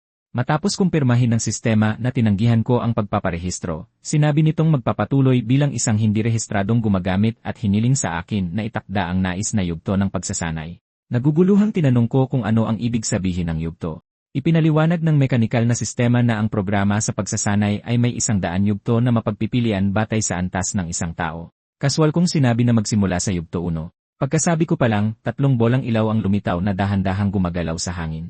Ipinaliwanag ng mekanikal na sistema na sirain ang 3 gumagalaw na bola gamit ang pisikal o magic na atake. Paalala rin na kung gagamit ng wide area magic, kakanselahin ang pagsasanay. Itinaas ko ang aking kamay na may 3 wind blades at tumpak na sinira ang mga bola. Agad akong binati ng sistema sa pagpasa sa yugto 1. Masyadong simple ang level na ito. Gusto kong direktang gawin ang stage 100 na pagsasanay. Nagbigay ng babala ang mekanikal na sistema. Sinabi ko na simulan na lang. Pagkatapos ay ipinaliwanag ng sistema ang mga patakaran. Wasakin ng 1,000 bola gamit ang pisikal o magic na atake. Ang matamaan ng gumagalaw na bola ng 5 beses o higit pa ay ituturing na pagkabigo. Pagkatapos nito, bumuhos ang hindi mabilang na maliliit na bolang ilaw na parang bagyo, napakabilis ng galaw na mga afterimage na lang ang naiiwan.